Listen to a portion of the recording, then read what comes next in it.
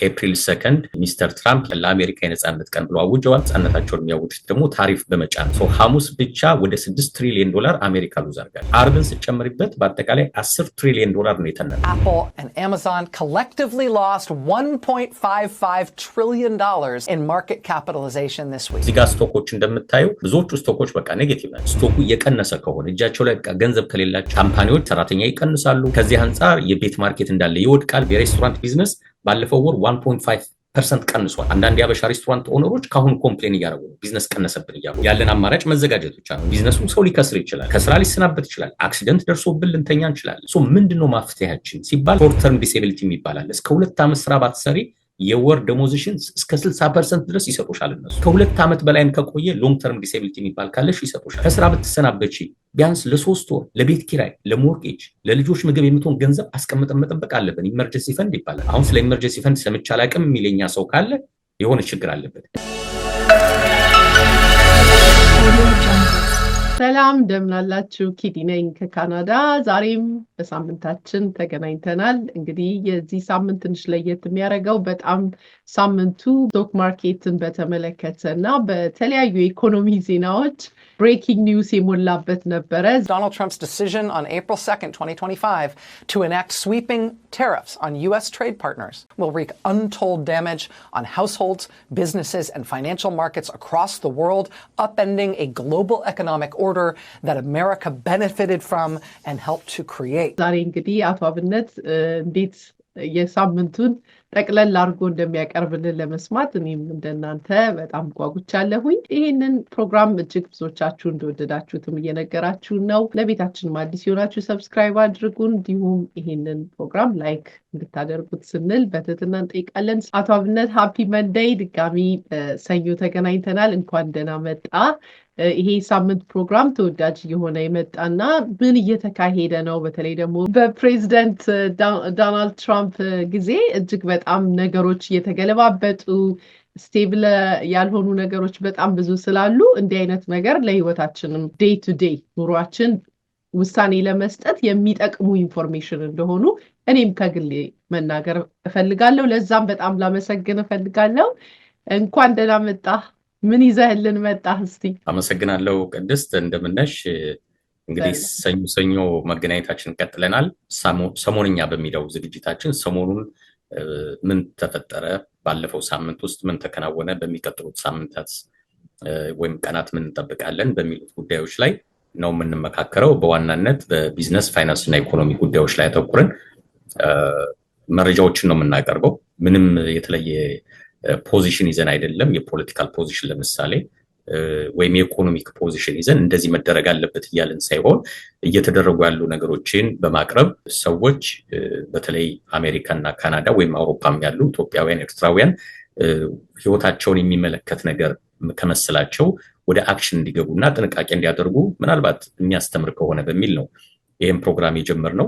ወቅቱ ደግሞ እውነትም በጣም ያስፈልጋል። ፕሬዚዳንታችን ስልጣን ላይ ከወጡ በኋላ በከፍተኛ ሁኔታ ነገሮች እየተቀያየሩ ነው። አሁን አውርተን ከአንድ ደቂቃ በኋላ ነገሮች ሊቀያየሩ ይችላሉ። እንኳን ይሄ ፕሮግራም ኤዲት ተደርጎ እስኪወጣ እስከ ሮብ ድረስ እና በአንድ ቀን ውስጥ ራሱ በጣም ብዙ ነገር ሊቀየር ስለሚችል ተመልካቾችም ዜናውን ሲያዩ እኛ የተሳሳተ እንዳይመስላቸው። በየሰዓቱ በየደቂቃው ነገሮች እየተቀያየሩ በመሆኑ እነሱም የራሳቸውን መረጃ የሚሰበስቡበት መንገድ ወስደው ቢያጣሩና ከዛ ተነስተው ደግሞ ለራሳቸው ለቤተሰባቸው መረጃ ቢሰጡ ጥሩ ነው፣ ወይም አክሽን ቢወስዱ ጥሩ ነው ብያምናለሁ። ለማያውቁ ሰዎች እንግዲህ አብነት አገኘው ተሰማ እባላለሁ። የምኖረው ኖርት ቨርጂኒያ ነው። የቢዝነስ እና ፋይናንስ አማካሪ ነኝ። እንዲሁም ደግሞ በ29 ስቴቶች የላይፍ ኢንሹራንስ ኤጀንት ሆኜ እሰራለሁ። ላይፍ ኢንሹራንስ ብቻ ሳይሆን ሪታየርመንት፣ ንብረት ያላቸው ሰዎች፣ ሊቪንግ ትረስት፣ እነዚህ ሁሉ ፕላን አደርጋለሁ። እንግዲህ ወደ ዋናው ፕሮግራም ስንገባ ቲንክ ስቶክ ማርኬት ዜናዎች እናደርግና ወደ ኢኮኖሚክ ዜናዎች እንሄዳለን። ላለፉት 3-4 ቀናት የስቶክ ማርኬት በከፍተኛ ሁኔታ እየተናወጠ ነበር። ባለፈው ሳምንት ታስታውሻለሽ፣ ሰኞ ዕለት ነበር የተገናኘ ነው። ከሮብ በኋላ ታሪክ ይቀየራል ብዬ ነበር። ምክንያቱም ሮብ ኤፕሪል 2 ሚስተር ትራምፕ ሊብሬሽን ዴይ የነጻነት ቀን ለአሜሪካ የነጻነት ቀን ብለው አውጀዋል። ዓለም ሲጫወትብን ከርሟል ለብዙ ዓመታት፣ ነጻነታችን የምናውጅበት ቀን ነው ብለዋል። ነጻነታቸውን የሚያውጁት ደግሞ ታሪፍ በመጫን መሆኑን ተናግረው በጉጉት ይጠበቅ ነበር። ሰዎች ግን እርግጠኛ አልነበሩ። በእርግጥ ይጭናሉ ወይስ አይጭኑም? ምክንያቱም የትኛውም ኢኮኖሚክ ቲዎሪ እሳቸው ለሚያነሱት ችግር ታሪፍ መፍትሄ እንዳልሆነ ስለሚያወራ በኋላ እናየዋለን። ይሄን ኢኮኖሚክ ቲዮሪ ከየት አመጡት? ለዚህ ሁሉ አሜሪካ እውነትም ተቸግራ ከሆነ እሳቸው እንደሚሉት ተበድለን ከሆነ በአሜሪካ እንደ ሀገር ታሪፍ መፍትሄ ሆኖ የሚለውንስ ቲዮሪ ከየት አመጡት የሚለውን በኋላ እናየዋለን። ግን እንደዛም ቢሆን እውነትም ጨክነው አያደርጉም የሚሉ ሰዎች ነበሩ። ግን አንዳንዶቹም ፈርተው ነበር። ይሄም ፍርሃት ስላለ ሮብ ከሰዓት በኋላ 4 ፒኤም ላይ ነው መግለጫ የሰጡት እሳቸው። ምክንያቱም 4 ፒኤም ላይ ይዘጋል ማርኬቱ፣ የኒውዮርክ ኤክስቼንጅ ስቶክ ኤክስቼንጅ፣ የአሜሪካን ስቶክ ኤክስቼንጅ እና ናስዳክም የሚዘጉበት ጊዜ ናቸው። ስለዚህ ስቶኩ ማርኬቱ ከተዘጋ በኋላ ነው መግለጫ የሰጡት ማለት ነው። ማርኬቱ ክፍት እያለ ጠዋት ተናግረው ቢሆን ኖሮ ቀኑን ሙሉ በቃ አስቸጋሪ ሁኔታ ነበር የሚገባው። አትሊስት ሰዎች ኢሞሽናሊ ወዲያውኑ ስቶክ እየሸጡ እንዳይወጡ ፋታ ለመስጠት ማርኬቱ ከተዘጋ በኋላ ነው። ግን ሮብ ማታ ጀምሮ ምልክቶች ይታዩ ነበር። አረንጓዴዎቹ እየጠፉ ቀዮቹ እየመጡ ነበር ማለት ስቶኩ እየቀነሰ ነበር። ሰዎች እየሸጡ እየወጡ እየከሰሩ ማለት ነው። ሐሙስ ሲነጋ በቃ ድብልቅልቁ ወጣ ማለት ነው። ሐሙስ ብቻ ወደ $6 ትሪሊየን አሜሪካ ሉዝ አድርጋለች። ሉዝ አደረገች ማለት ለሆነ ሰው ሰተሽው ያ ሰው ወስዶት ከሆነ ሎስ የሚባል ነገር አይደለም። የሆነ ሰው እየተጠቀመበት ነው። ይሄኛው ግን ኢቫፖሬት አደረገ ወይም ተነነ ማለት ነው። የት እንደገባ አይታወቅም።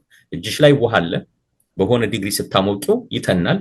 ከዛ በኋላ የተነነው ውሃ ሳይንቲፊካሊ ናይትሮጅን፣ ኦክሲጅን ያልሽ ልታስረጂው ትችያለሽ። ግን ምን ጥቅም አለው እጅሽ ላይ መጥቶ ካልተጠቀምሽበትና ይሄም በቃ ተነነ። $6 ትሪሊየን አርብን ስጨምርበት በአጠቃላይ $10 ትሪሊየን ነው የተነነው። በቃ ጠፋ። ከአሜሪካ ኢኮኖሚ $10 ትሪሊየን ማለት የአሜሪካ የአመት ጂዲፒዋ 1/3 ማለት ነው። የአመት ምርቷ ወደ $30 ትሪሊየን ነው። የአመቱን ምርቷን 1/3ኛውን በሁለት ቀን ውስጥ ነው አሜሪካ ሉዝ ያደረገችው። ሉዝ ያደረገችው ማለት ነው መንግስት አይደለም፣ ፌደራል መንግስት አይደለም ሉዝ ያደረገው፣ ካምፓኒዎቹ የኛ የጥሮት አካውንት ነው። በቃ ጠፋ። 401k አሁን 201k ብለውታል። አሁን በቃ ወደቀ ማለት ነው። የጥሮታ ገንዘባችን በአይዶኖ በስንት ፐርሰንት እንደወደቀው እንግዲህ በሂደት እናየዋለን ሪፖርቱ ሲደርሰንና ተጎጂዎቹ እኛ ነን። በሁለት ቀን ውስጥ ትርምስ ውስጥ ገባን። ቅዳሜና እሑድ እንዲሁ ስቶኩ እየቀነሰ ሆነ አደረ። ጃፓንና በኢስት በኩል ያሉት ቀድሞ ነው የነጋላቸው ሰኞ። ምክንያቱም ቅዳሜና እሑድ ስቶክ ማርኬት ዝግ ስለሆነ ማለት ነው።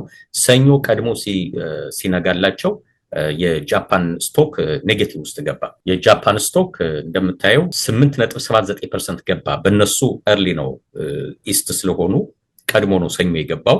ከዛ ነው በእኛ ሌሊት ነበር እነሱ ጋር ሲነጋ ማለት ነው። 8.79 ሲገባ ይሄ እንግዲህ የወል ስትሪት ጆርናል የዘገበው ነው። እንደምታየው ሰርኪዩት ብሬከር ጃፓን አወጀች ማለት። ሰርኪዩት ብሬከር ማለት ያው ቤታችን ላይ ፍሪጅ እና ቴሌቪዥን ምናምን ላይ የምንጠቀምበት ነው።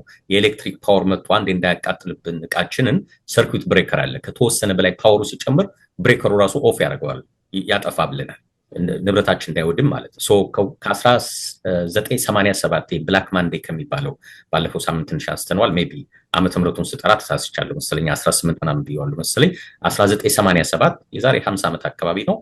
ብላክ ማንዴ የሚባል በአንዴ የአሜሪካ ስቶክ 23% ኔጌቲቭ የገባበት በአንድ ቀን ነበር። ምክንያቱ አይታወቅም። አሁንም ኮንስፓይረሲ ቲዎሪዎች የተወሰኑ ቢሊዮነሮች ስቶካቸውን ሆን ብለው ሸጠው ተመካክረው ህዝቡ ተደናግጦ ሲሸጥ መልሰው በርካሽ ዋጋ ገዙት የሚል ቲዎሪ አለ። ስቲል ምንም የታወቀ ነገር የለም በእርግጥ። ከዛ ጀምሮ የታወቀች አሰራር ናት ሰርኪዩት ብሬከር የምትባለው። ሰው የተደናገጠ ስቶኩን ሸጦ እንዳይወጣ በቃ ብሬክ ይደረጋል በአዋጅ ማለት ነው። አዋጅ አለ፣ ህግ ነው። በሲስተሙ ወዲያውኑ ብሬክ ያደርጋል፣ ያቆመዋል። ማንም ሰው ስቶክ መሸጥ አይችልም። ጃፓን ኦልሬዲ ዲክሌር አደረገች፣ ሰርኪዩት ብሬከሯን ዲክሌር አድርጋለች ሌሊት። ማታ የነበረው ዜና በሙሉ ነገ ሰኞ በቃ አሜሪካ በቃ ሰርኪዩት ብሬክ ታደርጋለች፣ ብሬከሩን ኦን ታደርጋለች ወይም ትጀምረዋለች። ስቶክ ዛሬ መሸጥ ያቆማል። ምክንያቱም በ3 ሌቭል ነው ብሬክ የሚያደርጉት። 7% በአንድ ጊዜ 7% ከወደቀ ለ15 ደቂቃ ሆልድ ያደርጉታል፣ ያግዱታል። ማንም ሰው ስቶክ መሸጥ አይችልም። ሰው እንዲረጋጋ እንዲያስብ ማለት ነው። አሁንም ይከፍቱታል። ከከፈቱት በኋላ ስቲል ሰው ካልተረጋጋ እስከ 13% ድረስ ከወደቀ ለተጨማሪ 15 ደቂቃ ብሬክ ያደርጉታል። አሁንም ሰው ሳይረጋጋ ወደ 20% ስቶኩ ከወደቀ ለአንድ ቀን ሙሉ ቀኑን ሙሉ ስቶክ መሸጥ አይቻልም። ሲስተሙ እንደዚህ ትሪገር አደረገው የጃፓኑ። ሰርኪዩት ብሬከሩን ትሪገር አድርጎታል ወይም ጀምሮታል። እንግዲህ ከዛሬ ከሰዓት በኋላ እነሱ ጋር መሽቷል። ይሄኔ ዘግተውታል ስቶክ ማርኬታቸውን፣ ግን እንደሚከፈት እርግጠኛ መሆን ይቻላል። ምክንያቱም አንዳንድ ለውጦች ስለመጡ እነሱን እናያቸዋለን። ዛሬ ጠዋት ልክ ስነሳ መጀመሪያ ያየሁት ስቶክ ማርኬቱ ነው። እዚህ 9 ሰዓት ስለሆነ የሚከፈተው ጠዋት 3 ሰዓት እንደሚባለው በኢትዮጵያ ልክ ሲከፈት ሰው ቅዳሜና እሑድ በጉጉት እየጠበቀ ነበር። በቃ ስቶክን ሸጦ ለመውጣት ማለት ነው፣ ለመገላገል። ለምን ይጨነቃሉ? በሚሊዮን ዶላር የሚቆጠር ብዙ ሀብታቸውን ያስቀመጡ ሰዎች ናቸው ያሉት። ስለዚህ በአንዴ 4% ገባ፣ በቃ ኔጌቲቭ ውስጥ ገባ። ልክ እንደዚህ በሚገባበት ሰዓት ድንገት ሲኤንቢሲ የተባለው ጣቢያ አንድ ዜና አወጣ። ሁለት ናቸው ዜናዎቹ። አንደኛው የፌደራል ሪዘርቭ ዛሬ 11 ተኩል ላይ አስቸኳይ ስብሰባ ጠርቷል። የሚቀጥለው ስብሰባቸው እንግዲህ በአሜሪካ ኢንተረስት ሬቱ ምናምን ሴት የሚያደርገው እንደ ማዕከላዊ ባንክ እንደሚባለው ማለት ነው፣ ፌደራል ሪዘርቭ ነው የሚባለው። 11 ተኩል ላይ አስቸኳይ ስብሰባ ጠራ። ሁለተኛ ሲኤንቢሲ ደግሞ የዘገበው ምንድነው የዋይት ሃውስ አድቫይዘር የተባሉት ኬቨን ሃሴት የተባሉት ሰውዬ፣ እውነትም ላስት ኔማቸው በአማርኛ ቢሆን ጥሩ ነው፣ ሃሴት ደስታ ነው። እንግዲህ ደስ የሚል ዜና ነው የለቀቁልን። ሚስተር ትራምፕ በቀደም ያስተዋወቁትን ታሪፍ ለ90 ቀን ሆልት ለማድረግ ወይም ለማገድ ወይም ፖዝ ለማድረግ አስበዋል የሚል ነገር ተናገሩ ማለት ነው። ትናንትና እሳቸው ምንም ነገር አላቆምም እያሉ ነበር፣ ውህለት መግለጫ እየሰጡ ነበር። በቃ ታሪፉ ይቀጥላል፣ ከዚህ ሳምንት ጀምሮ ነው ተግባራዊ የሚደረገው፣ ሮብ ወይም ሐሙስ ተብሎ ነበር። ምንም ለውጥ አይመጣም፣ በቃ በአቋሜ ጸንቻለሁ ሲሉ ነበር። ዛሬ ግን ሲያዩት ነገሩ አስፈሪ ነውና ያው በጣም ደግሞ የሚጎዱት ሀብታሞቹ ናቸው። እኛ ድሆቹማ ደሞዝተኞች ነን፣ ምንም ብዙ የምንጎዳው ነገር የለም። እና በዚህ መሰረት ነገሮቹ ትንሽ መስተካከል ጀመሩ። ስለዚህ አሁን ወደ ስቶክ ማርኬት ስንሄድ ጠዋት የነበረውና አሁን የተለያየ ነው። አሁን የምናየውና ከሰዓት የምናየው ዴፊኒትሊ ይለያያል። ምናልባት ደግሞ የዛሬ 3 ሮብ ከ2 ቀን በኋላ ዜናው ሲወጣ ነገሩ ወይ ትርምስምስ ብሎ እንደገና ይጠብቀናል፣ ወይም ነገሮቹ ተቀይረው አረንጓዴ በአረንጓዴ ሆነው ይጠብቁናል። እና እችን እንደ ባክግራውንድ ከሰጠው በኋላ ወደ ስቶክ ማርኬት ዜናዎች ልሄድ። እንደምታየው ቀያዮች ናቸው፣ አሁንም ያስፈራሉ። ሰው ስቲል ኮምፎርት የለውም፣ ግን ከጠዋቱ ይሻላል። ዶው ጆንስ ኔጌቲቭ 2.47% ነው። እንደምታየው 37,000 ገብቷል። እኔና አንቺ ፕሮግራም ስንጀምር ወደ 42,000 ምናምን ነበር። ከአንድ ወር በፊት 44,000 ነበር ዶው ጆንስ አማካኝ ስቶክ ማለት ነው። እነዚህ ዶው ጆንስ እንግዲህ 30 ግዙፍ የአሜሪካ ተቋማት እነ ዋልማርት ያሉበት፣ ጄፒ ሞርጋን፣ አሜሪካን ኤክስፕረስ፣ አማዞን ያሉበት፣ ኮካ ኮላ ያሉበት ግዙፍ ካምፓኒዎች ናቸው። ስቶካቸው በአማካኝ 44,000 ነበር፣ ዛሬ 37,000 ገብቷል። ዛሬ ብቻ $934 ቀንሷል በአንድ ስቶክ ማለት ነው፣ ወይም 2.44% ቀንሷል። ዶው ጆንስን ስናየው በ5 ቀን ብቻ ካየሽው 10% ሉዝ አድርገዋል። በ5 ቀን ብቻ፣ ይሄ በጣም ነው የሚያስደነግጥ። በአንድ ወር ካየሽው 12%ቸው ሉዝ አድርገዋል። በሙሉ ኔጌቲቭ ነው ማለት። ከዚህ በፊት ከአንቺ ጋር ፕሮግራም በሰራንበት ጊዜ ዋልማርትና አይተነው ነበርና 2024 የዛሬ ዓመት ማለት ነው በአንድ ኳርተር ውስጥ 28% ፖዚቲቭ ነበር። ዋልማርት ላይ ኢንቨስት ያደረጉት ሰዎች በ3 ወር ውስጥ በ28% ሀብታቸው ጨምሯል። ዛትስ ዋይ ሰዎች ገንዘባቸውን ኢንቨስት ካላደረጉ ሀብታም የማይሆኑት። አበሾች እኛ በጣም ጠንካራ ሰራተኛ ነን፣ 2 ስራ 3 ስራ እንሰራለን፣ ግን ኢንቨስትመንቱ ስለሌለን በቃ ከድህነት ሰርክል አንወጣም። እዛው በቃ ከወር እስከ ወር ብቻ እንደምንም ሰርቫይቭ ነው የምናደርገው። የዚህ ሀገር ሰዎች አይሁዶች፣ ኮሪያውያን፣ ይሄ ኤዥያኖችን፣ አሜሪካውያን ግን ገንዘባቸውን ስቶክ ላይ ነው የሚያገላብጡት። ሶ 100 ብር ኢንቨስት አድርጎ አንድ ሰው በ3 ወር ውስጥ 28% ወይም $28 ተጨማሪ ያገኛል። አሁን ግን በተለይ ከፌብሩዋሪ 19 በኋላ ግን እንደምታየው ሁሉ ነገር ኔጌቲቭ ነው። በ6 ወር ካየነው ስቲል 10% ነው ኔጌቲቭ። አይ ቲንክ ባለፈው ስናየው አትሊስት 1% ነበር ሉዝ አድርገው የነበሩት። አሁን ግን ኢቭን ፕሬዚዳንት ትራምፕ ከመጡ በኋላ ነገሮች ትንሽ ከፍ ብሎ በጣም እያደጉ ነበር። እንደምታየው ግን በቃ ኪሳራ በኪሳራ ሆኗል ማለት ነው። ሶ በጣም ይሄ ያስፈራል። ስታንዳርድ ኤንድ ፑር 500ን ካየነው 4989 ከ14 ነው። እነዚህ እንዲያውም ዋናው የአሜሪካ ኢኮኖሚ ጠቋሚ የሚባለው ይሄ ነው። ምክንያቱም 510 ቢሊዮን ዶላር በላይ አመታዊ ገቢ ያላቸው ካምፓኒዎች ስቶካቸው ከፍ ዝቅ ሲል የሚታይበት ነው። ዛሬ ብቻ በ1.75% ቅናሽ ያሳያል፣ ወይም በ$88። በ5 ቀን ውስጥ ካየነው 10.87% ቀንሷል። ሐሙስ ዕለት ብቻ ወደ $2 ትሪሊዮን ነው ሉዝ ያሉት እነዚህ ካምፓኒዎች። እነዚህ 500 ተቋማት $2 ትሪሊዮን ከስረዋል ሐሙስ ዕለት ብቻ፣ በአንድ ቀን ብቻ ማለት ነው። እና በጣም ነው የሚያስደነግጠው። በአንድ ወር ካየነው 13% ሉዝ አድርገዋል። ይሄ እንግዲህ የአሜሪካ ኢኮኖሚ ጠቋሚ ነው። ኢኮኖሚው በዛው ልክ እያሽቆለቆለ ሄዷል ማለት ነው። ናስዳክ የቴክኖሎጂ ካምፓኒዎች ናቸው። 15,000 ገብተዋል። ወደ 17,000 ነበር አማካኝ ስቶካቸው። ዛሬ ብቻ በ1.36 ጠዋት ወደ 4% ነበር። ቅድም በነገርኩሽ በጎ ዜና ምክንያት ስቲል ሰዎች ኮንፈርት የላቸው ሸጠው እየወጡ ነው። ግን ይሄ ሰርኪዩት እንትኑን ብሬከሩን ግን ስቲል አስቆመውታል ማለት ነው። በጠዋቱ ፔስ ቀጥሎ ቢሆን ኖሮ ልክ አሁን በመንገባበት ጊዜ ስቶክ ማርኬቱ አይታይም ነበር፣ ዘግተውት ነበር። በቃ ልክ 7% ቢያልፍ ኖሮ ቢያንስ ለ15 ደቂቃ ሆልድ ያደርጉታል። በቃ ማንም ሰው መሸጥ እንዳይችል ያደርጉታል። ሜቢ እዚህ ጋር ገብተሽም ስታዩ በቃ ላያሳይሽ ሁሉ ይችላል። ይሄ 1987 ላይ የተደረገ ነገር እስከዛሬ ተፈጽሞ የማይታወቅ ማለት ነው። ዛሬ ልናየው ብዙ ሰው በቃ ሲያወራለት ነበር። አሜሪካ ሰርኪዩት ብሬከሩን ትሬገር ልታደርግ ነው እየተባለ እየተጠበቀ ነበር። አትሊስት እንደዚህ አይነት ወሬዎችን አውቀው ሚዲያ ላይ በማስወራት ሰዎች እንዲረጋጉ እየሞከሩ ነው። በአንድ ወር ካየነው ናስዳክን 15% ሉዝ አድርገዋል። ናስዳክ እንግዲህ 4,000 የሚሆኑ የቴክኖሎጂ ካምፓኒዎች ፕላስ ኢንሹራንሶች እና ባንኮች ስቶካቸው ያለበት ነው። አማዞን፣ ቴስላ፣ ማይክሮሶፍት በሙሉ እዚህ ናቸው ያሉት። ባንኮች፣ ኢንሹራንሶች እዚህ ውስጥ ናቸው ያሉት። 15%ቸው ሉዝ አድርገዋል። ንብረት የሀብታቸውን ስቶካቸውን ማለት ነው። ይሄ በጣም ከባድ ነው። ሩሴል ጠዋት እንዲያውም ፖዚቲቭ ነበረች። ሩሴል ማለት ደግሞ ስሞል ካፕ የሚባሉ አመታዊ ኢንከማቸው ከ2.5 ቢሊዮን ዶላር በታች የሆኑ ካምፓኒዎች በጣም ፍሌክሲብል ናቸው። ትንሽ ስለሆኑ እነሱ እንደዚህ አይነት አስቸጋሪ ነገር ሲመጣ እንዲያውም በቀላሉ ሰርቫይቭ የሚያደርጉት እነሱ ነበሩ። ግን ይሄ ከመንግስት የመጣ ውሳኔ ስለሆነ ከአቅማቸው በላይ ሆኖባቸዋል። በማኔጅመንት ዲሲሽን ሰርቫይቭ የሚያደርጉት ነገር አይደለም። ምናልባት ከቻይና ኢምፖርት ሊያደርጉ ይችላሉ። ምናልባት አዲዳስ እዚህ ካለ፣ ናይኪ እዚህ ውስጥ ካለ፣ ምክንያቱም ከቬትናም ነው ዕቃ የሚያስመጡት በብዛት 50% ጫማዎች ከቬትናም ነው የሚመጡት። ቬትናም 30-40% ታሪፍ ተጭኖባታል እና ከባድ ነው። ስለዚህ ምንም ሊያደርጉት አይችሉም። ማኔጅመንት የፈለገውን ስብሰባ ቀኑ ሙሉ ሲሰበሰቡ ቢውሉ ምንም ለውጥ አያመጡም። ከፕሬዚዳንቱ የመጣ ትዕዛዝ ስለሆነ ስለዚህ ማንም ሰው የነዚህን ስቶክ ይዞ አይቀጥልም ማለት ነው። ሸጦ ነው የሚወጣው ጫማቸው ኮምፒት ማድረግ ስለማይችል ማለት ነው። አፕል እንኳን እንትን ውስጥ ናስዳክ ውስጥ ነው ያለው። አፕል ኦልሞስት አብዛኛውን ስልኩን የሚያሰራው ቻይና ውስጥ ነው የሚያሰራው። ስለዚህ ከዚህ በኋላ የአፕል ስልኮች ከሳምሰንግ ስልክ ጋር መወዳደር ይከብዳቸዋል ማለት ነው። ምክንያቱም 35% መሰለኝ ቻይና ላይ የተጫነባት።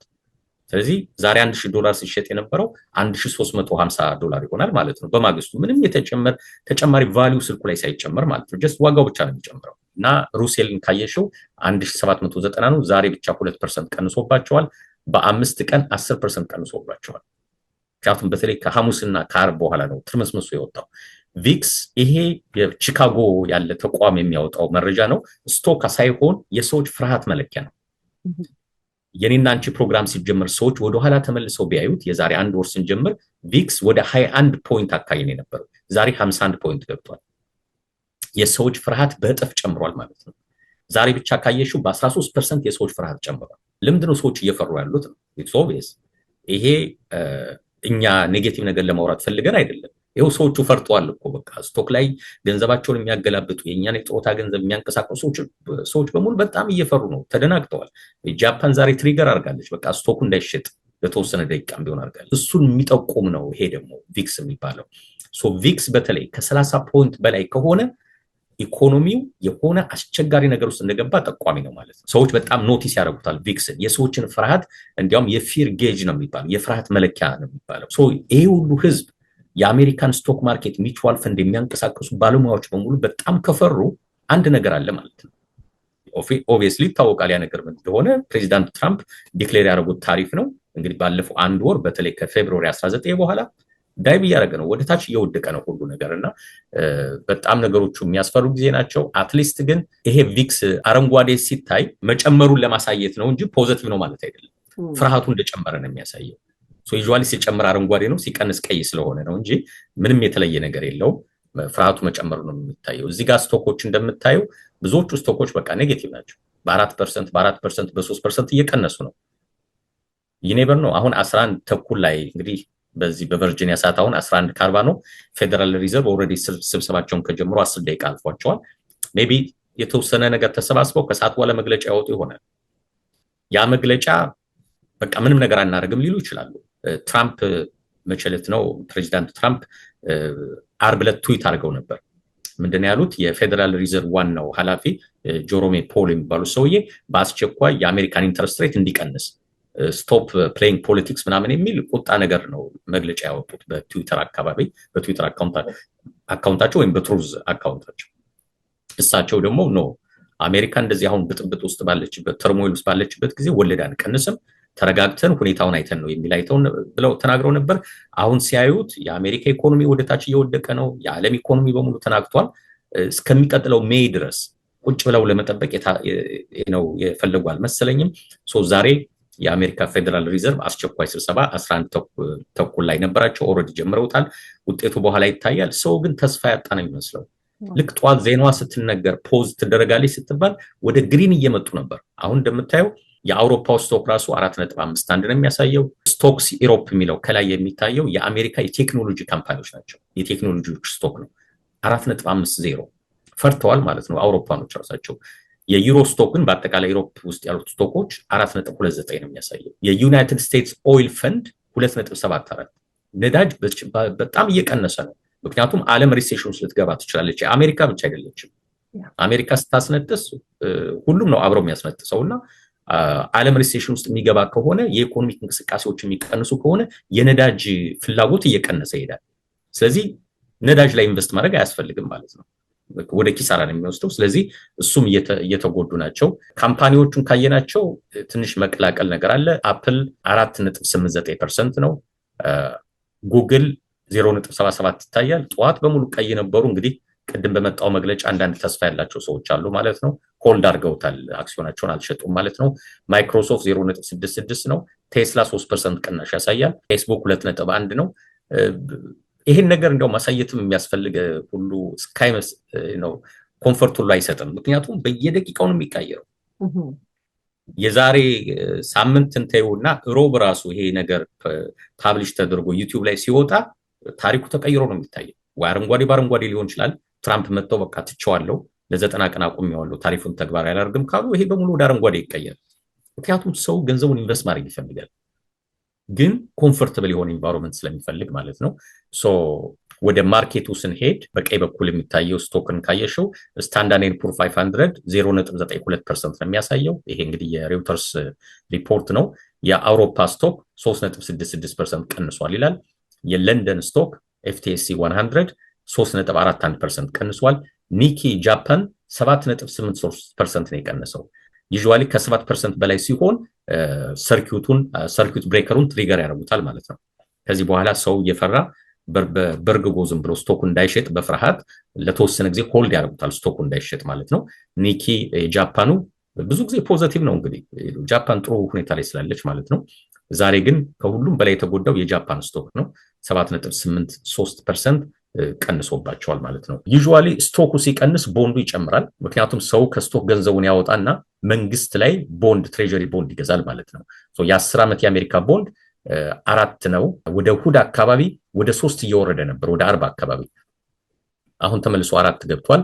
የጀርመን 2.65 ነው፣ ዛሬም ፖዚቲቭ ነው ትንሽ። የእንግሊዝ 4.57 ነው። የጃፓን 1.14% ነው። ኢቨን ጃፓን ግራ ተጋብቷል አሁን በሁሉ ነገር። ኤኒዌይ እነዚህ ነገሮች ራሱ በየሰዓቱ ሊቀየሩ ይችላሉ። ስቶኩ ፖዚቲቭ ከሆነ ሰው ከቦንድ ላይ ማስቀመጡን ትቶ ወደዚህኛው ሊያመጣ ይችላል ማለት ነው። ጎልድ ወርቅ ካየሽው 2992 ገብቷል።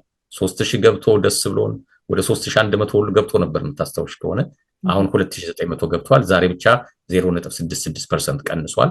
በቃ ሰው ግራ የተጋባበት ጊዜ ስለሆነ ክሩድ ኦይል ነዳጅ $65 ገብቷል። ቅድም እንዳልኩት አሜሪካ ሪሴሽን ልትገባ ነው፣ ዓለም ሪሴሽን ሊገባ ነው ተብሎ እየተፈራ ስለሆነ የነዳጅ ፍላጎት እየቀነሰ ይሄዳል። መስሪያ ቤቶች በሚዘጉበት ጊዜ፣ ካምፓኒዎች በሚዘጉበት ጊዜ የኢኮኖሚ እንቅስቃሴ እየቀነሰ ሲሄድ የነዳጅ ፍላጎትም እየቀነሰ ይሄዳል። ስለዚህ ነዳጅ ለመግዛትም ነዳጅ ላይ ኢንቨስት ለማድረግ የሰዎች ፍላጎት አይኖርም ማለት ነው።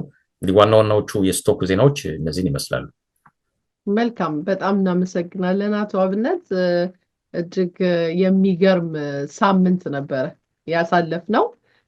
ዜናዎች በየደቂቃው ባለሙያዎችም ኢኮኖሚስትም እየመጡ ምን እንደሚያጋጥም እንደውም በተደጋጋሚ አንተም እንዳልከው እኛም በዜና እየሰማን ያለነው ሪሴሽን የመግባቱ ነገር 50-50 ነው እያሉ ትንተና ሲሰጡ በሚዲያ ተመልክተናልና እሱን እንደው በተወሰነ መልኩ ምናልባት ለመጀመሪያ ጊዜ ይሄንን ቃል ሊሰሙ የሚችሉ ስላሉ ምን ማለት ነው? ምን እንድንጠብቅ ነው የአሜሪካ ሪሴሽን ውስጥ የምትገባ ከሆነ ወይም ዓለምም ጭምር የሚገባ ከሆነ በግለሰብ ደረጃ ምንድነው ማድረግ የምንችለው የሚሉ ወደ 6-7 ስትራቴጂዎች አሉ። በህይወታችን ላይ ምን ችግር ሊመጣ ይችላል? ለምሳሌ 2008 ላይ ኦባማ ክራይሲስ በመጣበት ጊዜ የገባንበት ሁኔታ አለ። ፎርክሎዥር ብዙ ቤቶች ይሸጣሉ ማለት ነው። ብዙ ቤቶች የሚሸጡት ለምንድን ነው? ሰራተኞች ከስራ ይባረራሉ።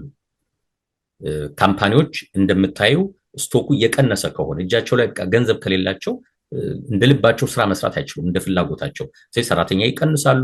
አዳዲስ ጥሬ ዕቃ እየገዙ የማምረት እንትናቸው ካፓሲቲያቸው ይዳከማል። ሰራተኞች ከስራ በሚቀነሱበት ጊዜ ሞርጌጅ የሚከፍሉበት ነገር አይኖራቸውም ማለት ነው። ስለዚህ ቤታቸው ይሸጥባቸዋል። ከዚህ አንፃር የቤት ማርኬት እንዳለ ይወድቃል። ቤቶቹ ሲወድቁ ባንኮቹ ክራይሲስ ውስጥ ይገባሉ። እርስ በርስ ተያይዞ በቃ ችግር ውስጥ ነው የሚመጣው፣ ወደ ጥፋት መንገድ ነው የሚሆነውና በተለይ ደግሞ ይሄ ነገር ለምሳሌ በተፈጥሮ የመጣ ጉዳይ ቢሆን ለምሳሌ ብዙ የአሜሪካ ከተሞች በአንድ መሬት መንቀጥቀጥ ቢናወጥ ይሄን ምንም ልታረዩዋችሁ። ኮቪዱ የመጣ ጊዜ በዓለም አቀፍ ደረጃ የመጣ በሽታ ነው። እንደዚህ በሚሆንበት ጊዜ እንደ ቁጭ ብለሽ ተሰባስበሽ እንዴት መፍትሄ ምን ይሻላል ብለሽ ከመንግስት አንፃር መፍትሄ ታመጭና ፒፒፒ ሎን የአይዴል ሎን እያሉ ገንዘብ ሲበትኑ ቆዩ። አትሊስት ህዝቡ ሰርቫይቭ አደረገ ማለት ነው። ኦባማ መጣበት ጊዜ ሰርቫይቭ እንዲያደርጉ በቢሊዮን የሚቆጠር ዶላር ለባንኮቹ ሰጣቸው ሰርቫይቭ እንዲያደርጉ ማለት ነው። አሁን ግን የሁሉ ችግር መነሻ ዋይት ሃውስ ነው የሆነው። ከዋይት ሃውስ የሚመጣ ፖሊሲዎች ናቸው ወደ ሪሴሽን ከመጣን ማለት ነው። ሪሴሽን ከገባን በኋላም በዜና መልክ እናየዋለንና ይሄ የኢኮኖሚክ ዜናዎች፣ ትንታኔዎች፣ ሌሎችም ባለሙያዎች እንደው አቅማቸው በመፈቀደ መጠን ቢገቡበትና ቢሳተፉበት በራሳቸው ሚዲያ ማለት ነው አቅማቸው በፈቀደ ቢያስረዱን፣ ቢያስተምሩ፣ ለህዝባችን አንደርስታንድ በሚያደርገው ቋንቋ ቢተነትኑልን ዝም ብሎ መተንተኑ ብቻ ሳይሆን ደግሞ ወደ ህይወታችን ወርዶ ምንድነው ማድረግ የምንችለው? እንዴት ነው መጠንቀቅ የምንችለው? ቤታችን እንዳይሸጥብን ምንድነው ያለን አማራጭ?